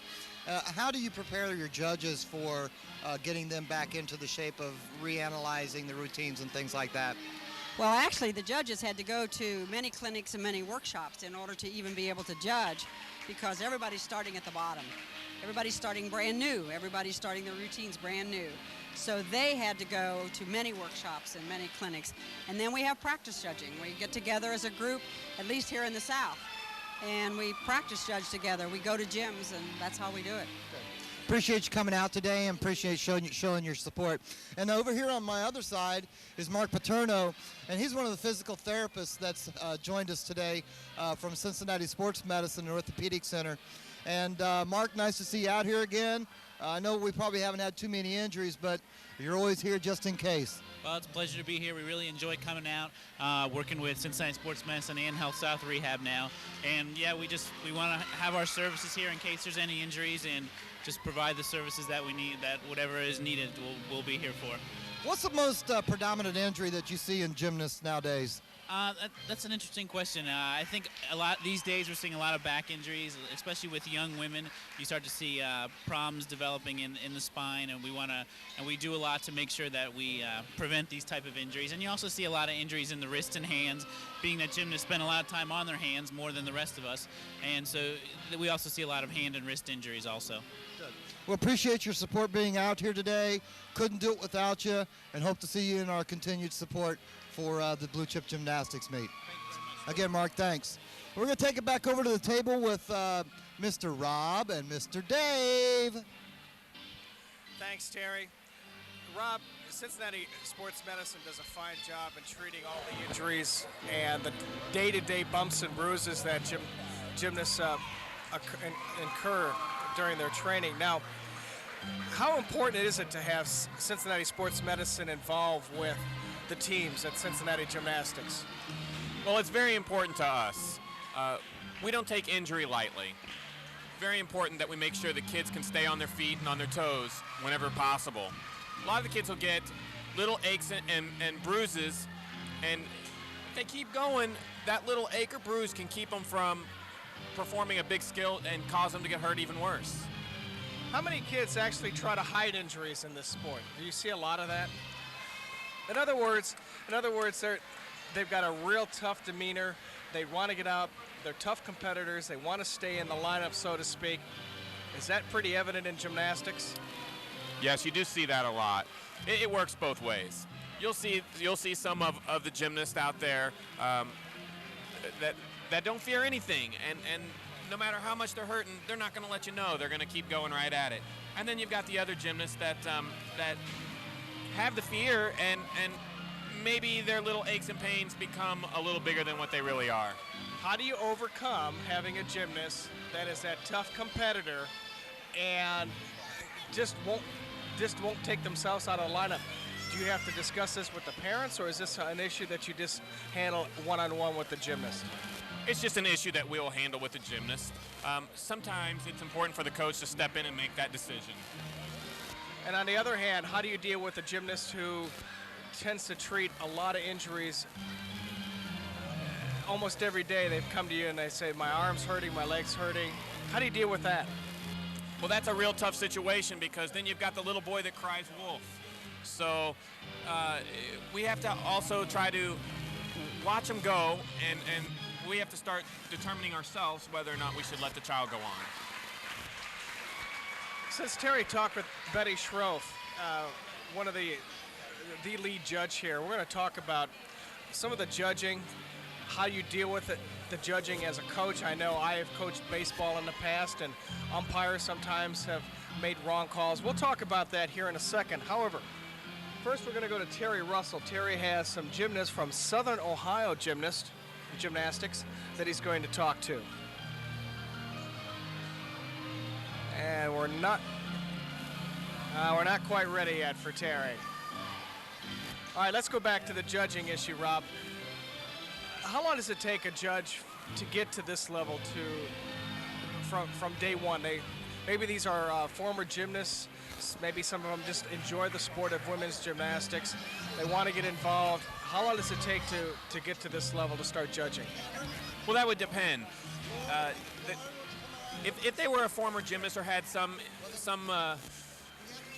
form of gymnastics history, probably not very long. I would probably say a studying of just a few months, and they could take the test and pass and do this. But with other judges that may not be as familiar with the sport, could take a little bit longer. Then how long would you say it would take to get to the elite level to judge a U.S. national championship? Oh, many, many years, many years. Takes a lot of hard work, studying, a good eye for form and gymnastics itself. Terry Russell's just about ready. He's got some gymnasts from Southern Ohio Gymnastics. Okay, I'm over Let's here take it with to Terry. another club that's from the Cincinnati area, and this is the girls from Southern Ohio Gymnastics and Cheerleading over in the Sharonville area. And what's your name? Ashley, Annie, Emily, Katie, Kristen, Holly, Annie again, Jessica. Jerry. This is Coach Jerry Likens, is also the owner over at Southern Ohio and Gymnastics and Cheerleading. And I know, Jerry, you've been coming over here for the last number of years. And what do you get out of coming over here for something like this? Well, it's fun, especially this year. We have new routine. So the girls are trying out on 3 out of the 4 events. This is the second time out this year, and it's just fun to bring the kids out, let them have a good time, hopefully rest through the season. And it's just a tradition coming since year 1, and it's a great meet. Good group of kids. We just do the best we can. From Gymnastics and Cheerleading, right? Yeah! And girls having a good time? Yeah! Okay, we're going to go back over to the table with Mr. Rob and Mr. Dave. Thank you, Terry. A fine group of athletes from Southern Ohio Gymnastics right here in Cincinnati. Now, Rob, let's get back to the judging issue. We've already talked about how long it takes to get to judge a meet like this or a U.S. national championship. Now, as a coach, you're obviously watching the gymnasts compete and perform. You have a very good idea as to what it takes to do a necessary skill. And I think in your mind, at the end of the routine, do you have a good idea of what the score should be? Yeah, most of the time, you know, as we train the kids, we know the deductions as well, and we can pretty much watch the kids and be within a couple of tenths of the judges. Now, how long on the coaching end of it, how long does it take for you and your eye to watch? There's so many different things to watch. You need to watch hand movement, you need to watch toes pointed. How long, what does it take to actually be able to put this all in a sequence and come up with a score? Well, it just takes lots of practice and experience. You've got to be able to train your eye, just like in anything else. You have to train your eyes to be able to watch everything that the kid is doing so that you can possibly get the deductions for each thing. Now, there are going to be some times, obviously, that in your mind, a gymnast received one score and the judge posts another score. What steps do you take to combat that? Obviously, you don't do a Billy Martin, run out to the floor, start kicking dirt and chalk into their pants like you can do in baseball. What are the steps that you take? Well, you know, as much as we'd like to kick that chalk around, we do have a procedure. We have what's called an inquiry form. And if we do not agree with the judge's scoring, we can fill out this inquiry form. We have to list the parts of the floor routine, what part we don't agree with, and then we turn that into the head judge, which in this case is Betty Schroff that we met earlier. And then she will take it to that judge, and they will look over their notes and decide whether or not we had a good point or not. And then from there, that's when they decide if the score should change or not. So, what if you know that a judge actually just blew the routine and they actually missed something? You knew it was there. There was perhaps a certain skill level that would have given the gymnast a couple of extra points. The judge didn't award that. How do you deal with something like that? Again, we just take it right through the inquiry forms. Any type of questioning about any type of judging has to go through an inquiry form. You're not allowed to approach the judges during a competition. All right, Terry Russell now has some gymnasts and the coaches from Cincinnati Gymnastics Academy. Let's take it down to Terry.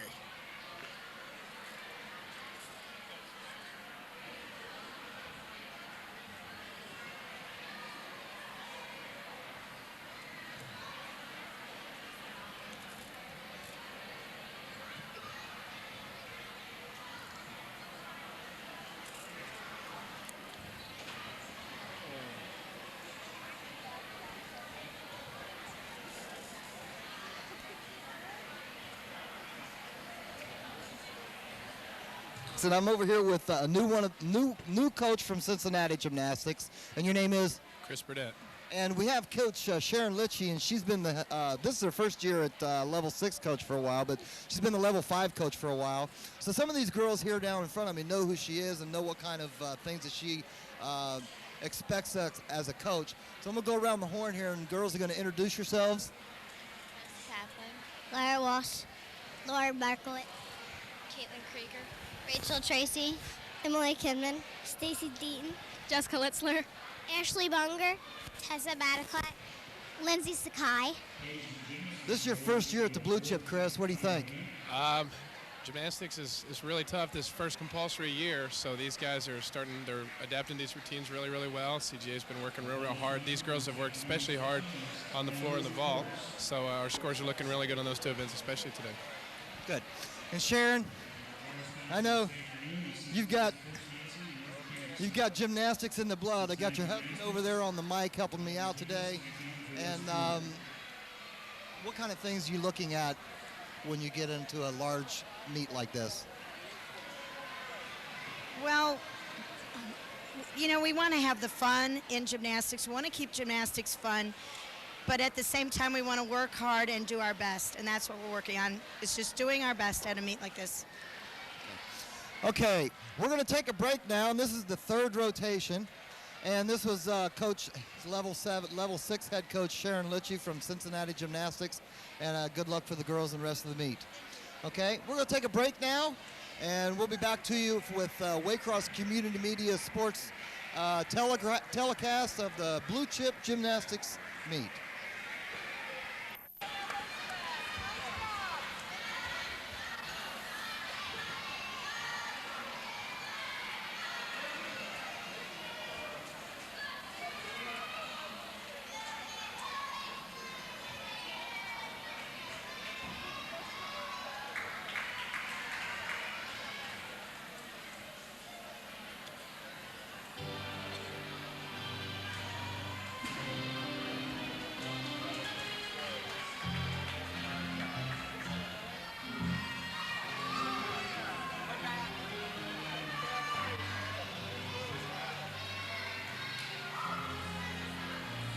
And welcome back to the Blue Chip Invitational from Whitten Woods High School in Forest Park. My name is Dave Lachey along with Rob Hester. It's fun to bring this telecast to you. This is a level 6 gymnastics competition. These girls are all doing compulsory routines. By compulsory, they're all doing the same routines. Each routine has been devised according to the skill level that these girls are able to accomplish. These are all sanctioned by the USA Gymnastics Federation. All of the music that you're hearing in the background on the floor is all the same. It makes judging a little bit easier. It's important to start gymnasts off at these levels first, at the compulsory levels, so they can increase and learn the new skills, so they can advance themselves to the optional routines, which start at level 7, work their way up to the 9 and 10 level, and then to the elite level. And the elite level is where you see all of the gymnasts who will compete in the Olympics. A lot of heritage has come out of Cincinnati Gymnastics Academy, and a lot of great gymnasts. Amanda Borden and J.C. Phelps, members of the 1996 gold medal winning women's gymnastics team.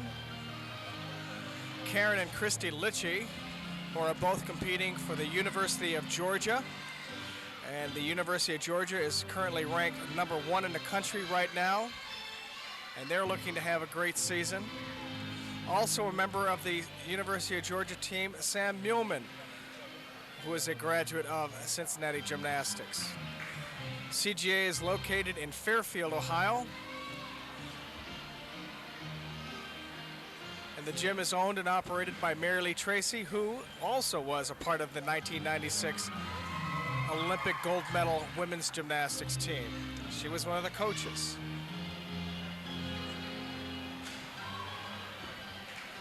Saw a vault by a member of the Cincinnati Gymnastics team. It's a front handspring. And another member of the Cincinnati Gymnastics team on Florax, finishing up a fine routine. All of these girls train within the area of 17 to 20 hours per week in the gym. A lot of it is skill training. A lot of the training is also aerobics and fitness and strength. We've been talking about some of these points with Rob Hester, who is one of the coaches at Cincinnati Gymnastics.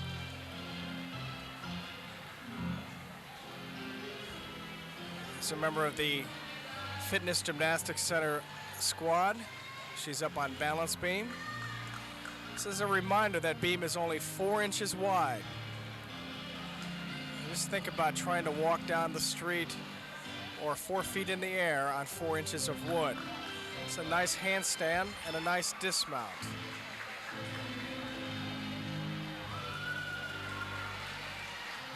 And back on floor.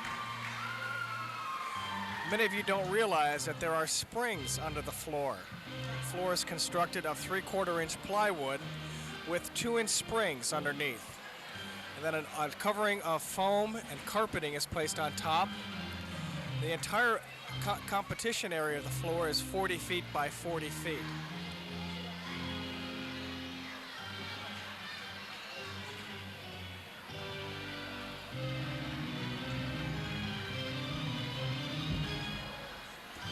A little crash on the floor. She just didn't quite get her legs around on her back tuck. However, it was a fine job. Back to the floor in Cincinnati Gymnastics. They are the favorite here today to win the competition. There are around 50 girls here competing for the all-around championship also. Each team is represented by the gymnasts. Their scores are tallied. Obviously, the team with the highest score wins, but each team member is eligible for individual scores and individual awards on each apparatus. And the girl who has the highest all-around score or the highest score on all 4 events wins the all-around award.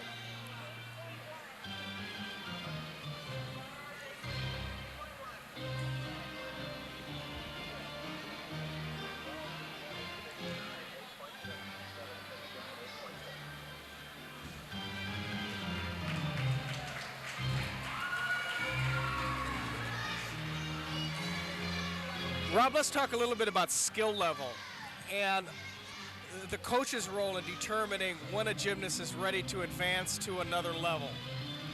What criteria do you use as coaches to advance or promote a girl to the next level? Well, at Cincinnati Gymnastics, we do it a lot different than most people do. We use a triangle system that in the 3 points of this triangle, we have a mental, emotional, and physical.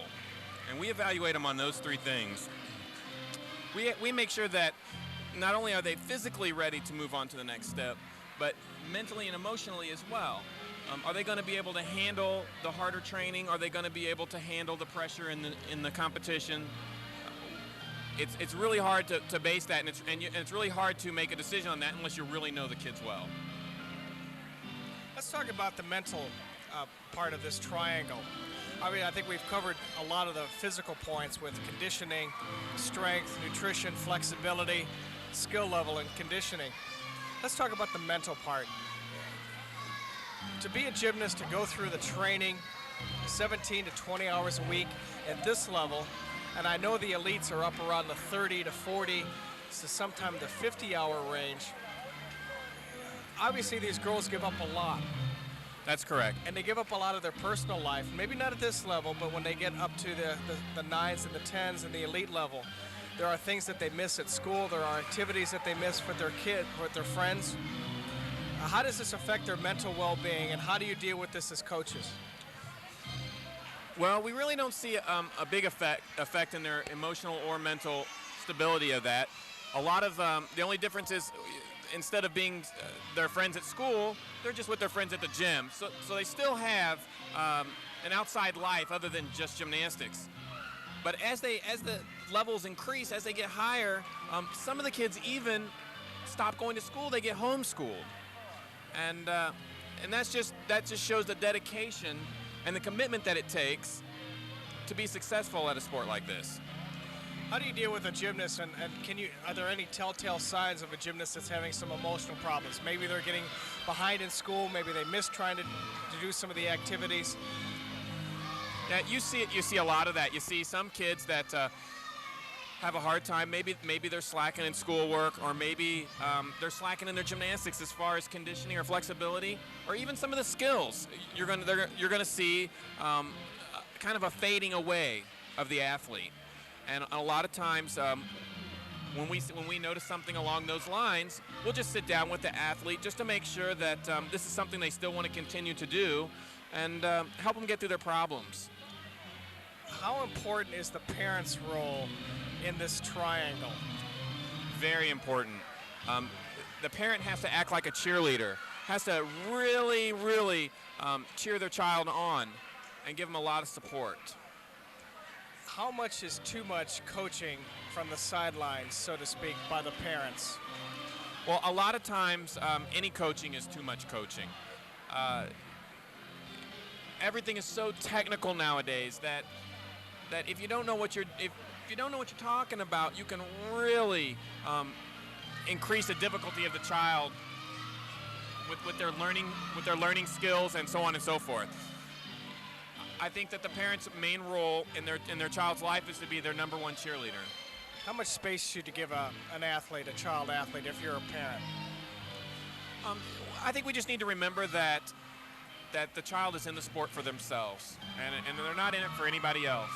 So we need to make sure that that continues. So positive mental reinforcement is probably key to this. That's correct. All right, emotionally. Talk to me a little bit about the emotions that a gymnast might go through.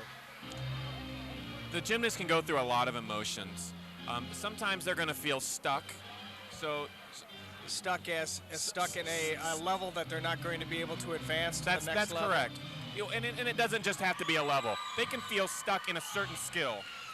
If they're really training really hard and giving a full effort on learning a skill, but it's just not happening for them, they're going to feel emotionally exhausted, and they're going to start thinking about a lot of negative thoughts through their heads.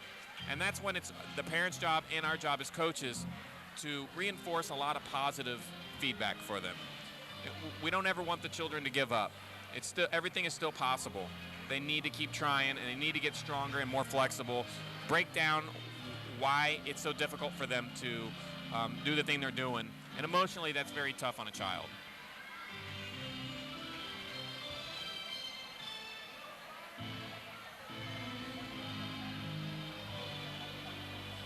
What's the most important thing a parent can do after a competition today? I would say, again, be their #1 cheerleader. No matter how the child performed, you got to let them know you did your best. You did a great job. And that's very, very important. And you be there with a lifesaver for them at the end of the competition. That's right. Whether they come home with a medal or not, correct? That's correct. Speaking of gymnasts and successes, let's head down to Terry Russell. He's got some gymnasts.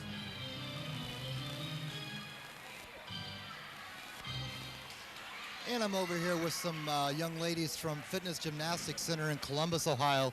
And we've got head coach David Anthony. And David, you guys drove down here from Columbus with a young group of girls. Yes, sir. How's the competition today? Oh, it's stiff. You know, there's a lot of good girls here, but, you know, these girls are pretty good themselves, and they try their best, so. Why don't you go ahead and pass the mic around, let everybody introduce themselves. All right. Jackie. I'm Crystal. I'm Elizabeth Minetti. I'm Amy Huber. I'm Rachel Reed. What was your favorite event today? Vault. And how well did you do on the vault? I fell, but we can pretend I didn't. But for every fall that you make, that means that you can correct your mistakes and move on to the next one, right? Yeah. How's your coach help you and prepare you for your meets every week, or when you have your meets? Lots of practice. And what's your favorite event? Beam. Beam. How long is the beam? 14 feet? Yeah. How about 16 feet? 4 inches wide and 16 foot long. Man, you girls amaze me. I'm glad that you guys came down today. And we're going to take it back over to the table with Mr. Rob and Mr. Dave. Thanks, guys. And thank you, Terry. A fine bunch of athletes here at the Blue Chip Invitational. Rob, we've talked about this triangle of training that is part of the coaching philosophy at Cincinnati Gymnastics. It starts with physical and mental and emotional. I'm going to take it to one more dimension and perhaps even making it a square with 4 points. What about the financial responsibilities that the parents have? And we all know that gymnastics is it's not an inexpensive sport to have your child involved in. So how do parents deal with this? Well, the parents deal with it in many ways. A lot of clubs have what they call, booster clubs. They have booster clubs inside where it's a parent organization in trying to raise money to help their children travel and pay for some of their gymnastics funds. And many of the parents are here today volunteering their time, earning points for their child's account. That's correct. Well, we all know how expensive this sport can be. And I think it's just with everything. I think it's just with everything else involved, whether it be baseball or football or hockey. I think it's important to train athletes and give their child or the athlete the opportunity to compete at a sport that they want to. I agree. Let's head back down to Terry. He's got some more gymnasts and some coaches. And I'm over here with some more young ladies from Cleveland, Ohio. These girls traveled all the way down from Cleveland, from Gym World. And you are coach? Jill. Caroline. What do you girls think of, I'm sorry. You go down here. Okay. What do you ladies think about the competition today? I think everybody's doing a great job. Everybody's giving it their all. Everybody's coming out strong, and it's kind of hit or miss. So everybody looks good too. Did you come down and spend the night over? Did you spend the night overnight? Let me go over and talk to the girls, okay? What's your name? Sarah. Kate. Brittany. Laura. Brittany. Jenna. Natalie. Is that Brittany 2 and Brittany 1? Okay. What'd you think about the competition today? It was good. Yeah, how well did you do? Good. Did you do your best? No. No? Why didn't you do your best? I tried. You tried? That's all that matters, isn't it? That you tried hard? Okay. Girls, I hope you come back next year at the Blue Chip Invitational Gymnastics meet, and we appreciate you coming down and having fun, and maybe you collect some hardware later and go home weighing a little heavier, right? Okay, and where are you guys from again? All at one time, real loud. Broadview Heights, Ohio. Good. We'll go back over to the team, Dave and Mr. Rob. Here's again from folks from Cleveland, Ohio, Gym World. Thanks. Thanks, Terry. Another group of great athletes here competing at the Blue Chip Invitational. There's the group from Cincinnati Gymnastics. A little consolation from one of the coaches, Sharon Litchie. Can you tell if an athlete's having a bad day or a bad meet, Rob? Generally, you can. You can tell just by the look in their face whether or not they think they're having a good meet or not. Now, just from your coaching experience, do you think that possibly she is ready to go up on floor and maybe she's just getting a little bit of encouragement from her coach? I would say about now she's feeling a little bit of nervousness, and that's exactly what her coach is doing, trying to support her and give her the confidence that she needs to go out there and perform a routine as best she can. As a coach and at a meet, where do you like to typically start? What piece of apparatus? Generally, I would like to start on bars because then you're able to finish on vaulting, which is a quick event to finish on. Now, as we remind everybody, the rotation, the Olympic rotation is technically starting on vault, then going to bars, then beam, and then floor. But if you at a meet like this, at an invitational, not everyone can start on vault. So That's everyone correct. starts on different events. So for example, if you start on bars, then your next event that you would rotate to would be beam, and then floor, and then vault. How tough is it to start on beam? Very, very tough. Beam is usually an event that can make or break your team score. So if you start on beam, a lot of the kids feel a lot of pressure, knowing that they could fall off the beam. So that's when a lot of that training of emotional and mental training comes in hand. And the University of Georgia knows that all too well. 2 national championships have slipped through their fingers because of one event. Unfortunate, however, everyone has to be on the beam. Whether you have to start on it or finish on it, it's still part of everyone's rotation. And I think just the mental preparation that we talked about is so valuable and so vitally important to the sport of gymnastics.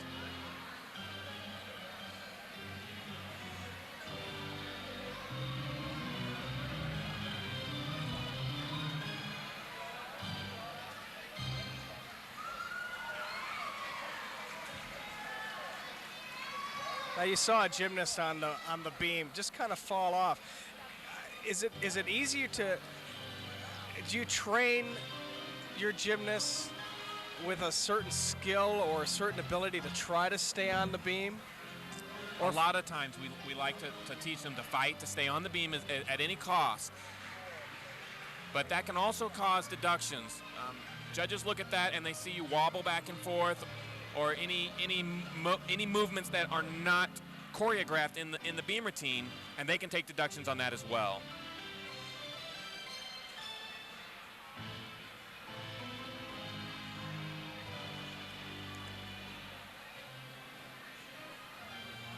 How important is keeping the routine as fluid as possible without any stops or hesitations? I would say that's very important because, like I said before, especially in the floor routine that you're seeing here, every beat has a movement. And if you stop or slow down, you could get ahead or behind the music, which each and every one of those things are deductions.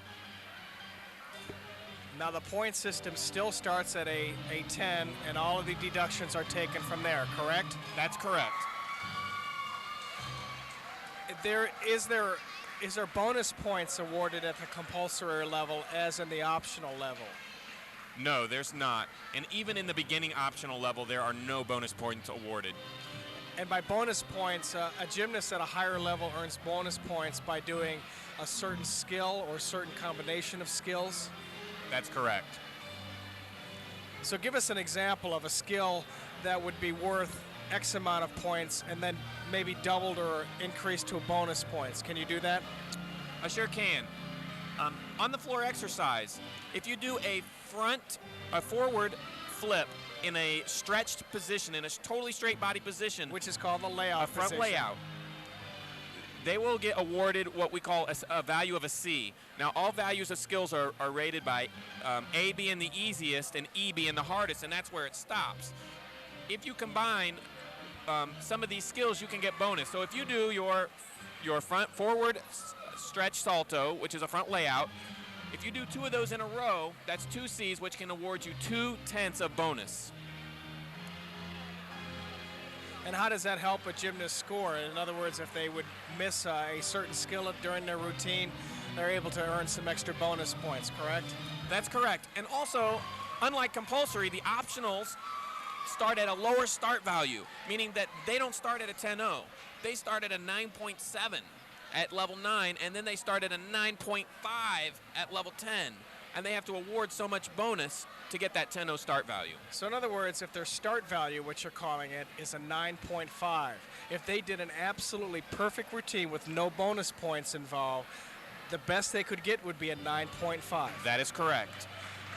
And then you start taking deductions off that 9.5 and adding bonus points to that 9.5, there's where you get the final score. That's correct. So in the construction of these routines, so to speak, or the choreographic of these routines, this is all taken into consideration, correct? Yes, all taken into consideration.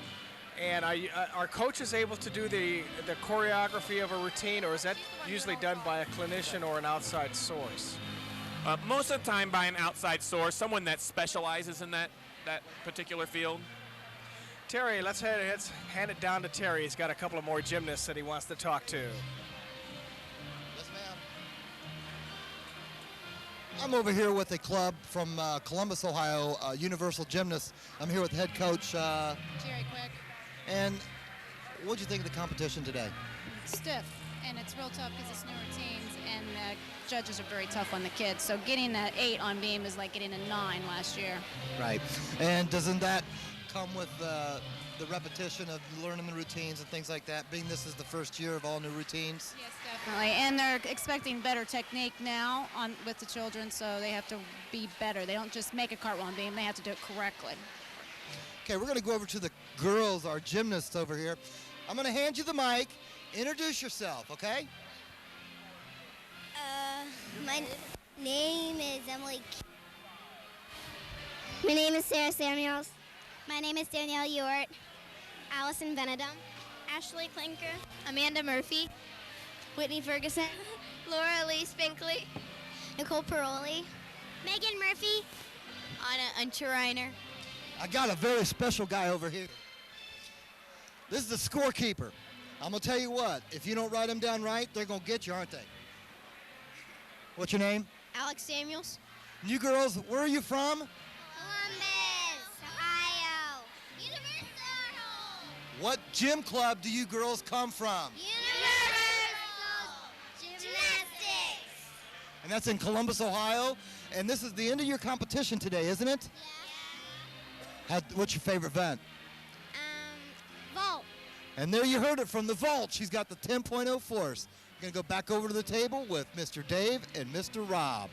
Thanks. Well, it must be pretty good to be done for the day, right, Rob? Oh, it's wonderful. All the coaches are thankful for the end of a very long day. Now, as a coach, at the end of the competition, do you sit down with each other? Obviously there's more than one coach coaching a team. Do you sit down and evaluate each gymnast's performance for the day?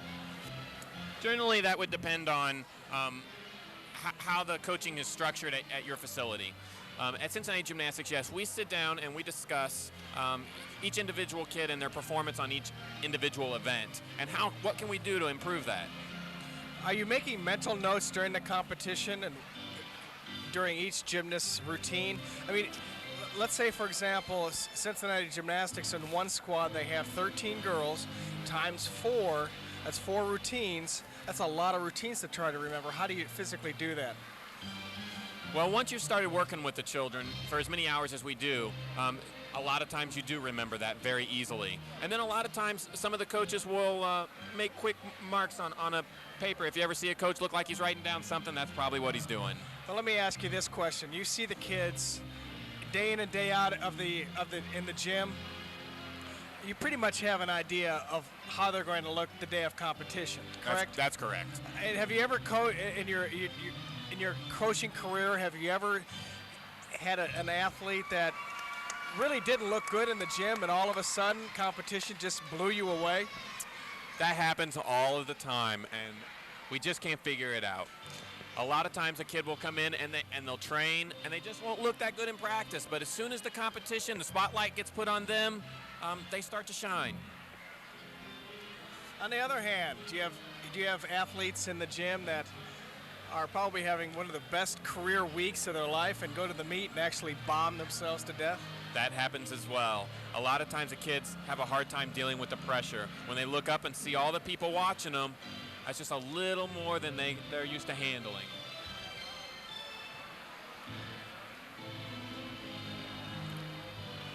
And as we finish up on floor, it's a girl from Midwest Gym and Cheer, a fairly large gymnast.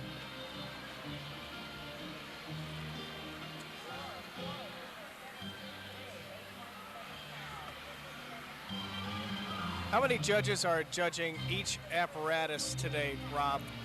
We have 4 judges. We have an A and B side, so we have 2 judges judging the A side. We have 2 judges judging the B side. Now, in major competition, that number is increased to 4 per apparatus, correct? That's correct. Now, are all the judges' scores evaluated together, or do they throw out the high and the low? How does that work? They average their scores. Okay. Let's go back to Terry Russell. He has some gymnasts from the Gymnastics Training Center of Ohio.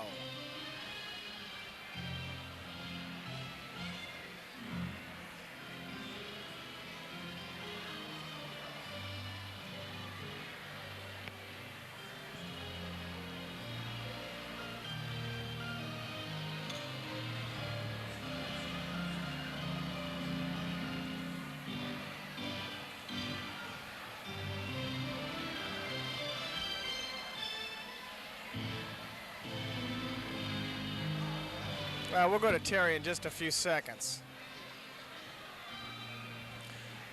Now Terry's ready, and he's got some athletes from the Gymnastics Training Center of Ohio. All right, Terry, take it on.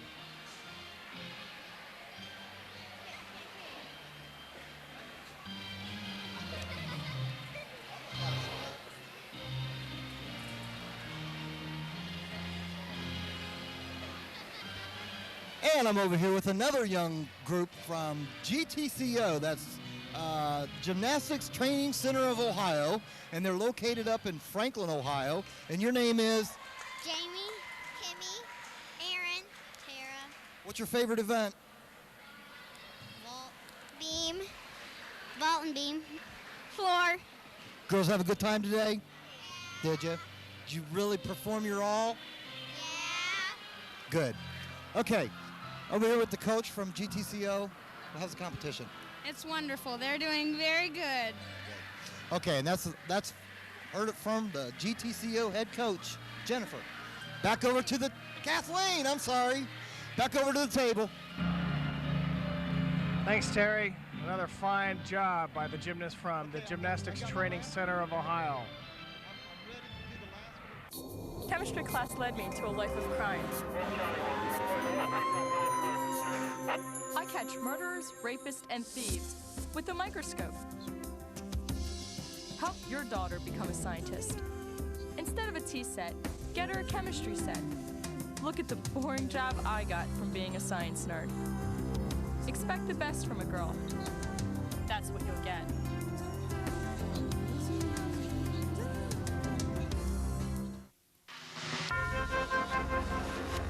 Must I, Amanda, take this guy to have and to hold, to go out with and make out with, to be together and and sleep together, to go all the way. Because they say he'll walk away. Unless I do. If you don't talk with your kids about sex, who will? Our free booklet can help.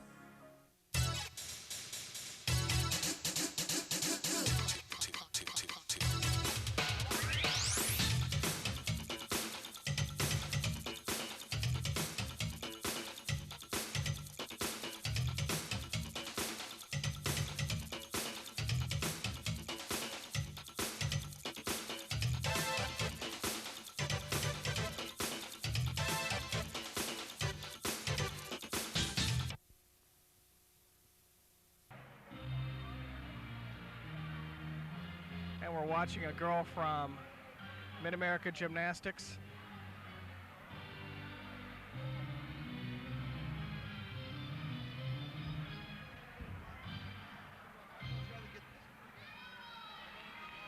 And a fine job.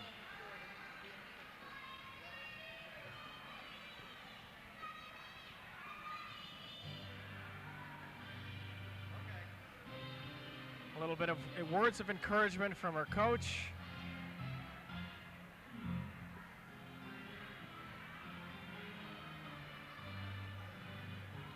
And a gymnast on floor from Cincinnati Gymnastics Academy. Rob, take us through her routine. Well, we're going through a little bit of dance here that she's trying to show with the music. She does a front handspring, step out, front handspring. Very nicely done. Nice straddle jump. Showed good flexibility. Got some more dance. Listening to her music, performing it right on the beat. We have an aerial cartwheel. Very nicely done. And a full turn.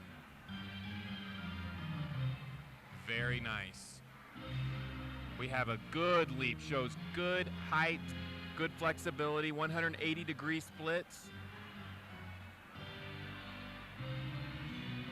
And we have a round-off back handspring with a back salto in a tuck position. And a salto is a somersault, correct? That is correct. That was a very nice routine. How do you handle the lineup? Do you typically put your best gymnast first or your best gymnast last?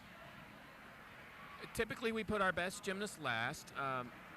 The first person that goes up on an apparatus usually sets the pace for the rest of the competition.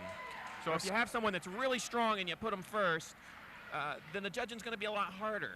So if you put someone that's a little bit weaker on that event, that gives everyone the opportunity to score the highest they possibly can. And you're seeing a behind-the-scenes view of how we get set up for an interview.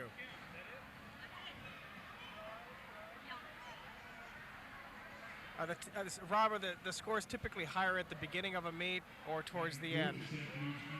Typically towards the end of a competition, the scores start to raise.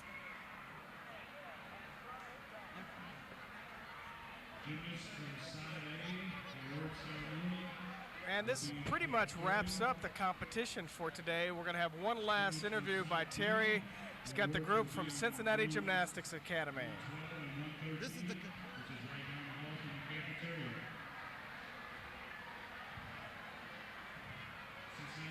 Okay, I'm over here with another young group from Cincinnati Gymnastics Academy.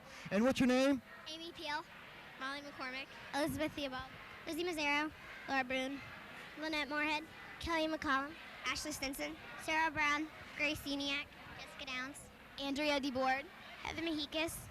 These girls have just finished their first blue chip of the new Olympic change of the routines and everything. Is it a little difficult? Yes. Did you do well today? Yes. Did you show them the force? Yes. And I know you just had a fantastic floor routine, didn't you? Yes. Good job. Again, these girls are from Cincinnati Gymnastics Academy, and you've been watching the Blue Chip Invitational Gymnastics meet here at Winton Woods High School. And girls, thanks for the day. Good luck in the future. We're going to close this down again for Waycross Community Media Sports. I'm Terrence Russell along with Dave Litchie and Rob Hester. and our cast of thousands, our volunteer camera people, our sponsors from way down below to way up high. This has been the Blue Chip Invitational Gymnastics Meet. Thanks for Waycross Community Media Sports. And we're going to take it home to the next one, which will be in the springtime. So come back and join us. One other thing, you want to see that extravaganza in Fairfield? Call Cincinnati Gymnastics Academy. $3 tickets to see Amanda Borden, J.C. Phelps, Kim Zemeskel, whole cast of Olympians. Come on out and see us. Again, for Waycross Community Media Sports, thanks, everybody. Thanks, Terry. On behalf of the fine crew at Waycross Community Media and Rob Hester and myself, Dave Lachey, it's been fun being with you. So long, everybody.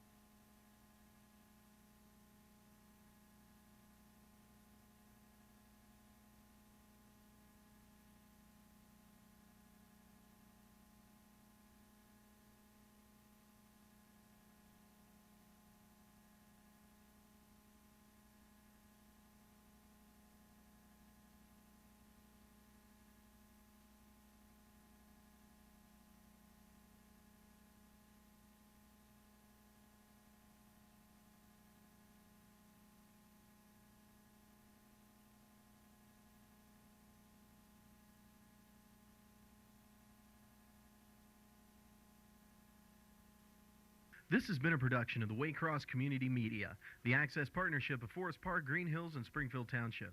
Opinions expressed are those of the program's participants and do not necessarily represent the Community Programming Board, volunteers and staff of the Waycross Media Center, the community governments, or the cable company. If you have questions regarding this program, or if you would like to participate in the activities of Waycross Community Media, call 825-2429, or write Waycross Community Media, 2086 Waycross Road, Forest Park, Ohio, 45240.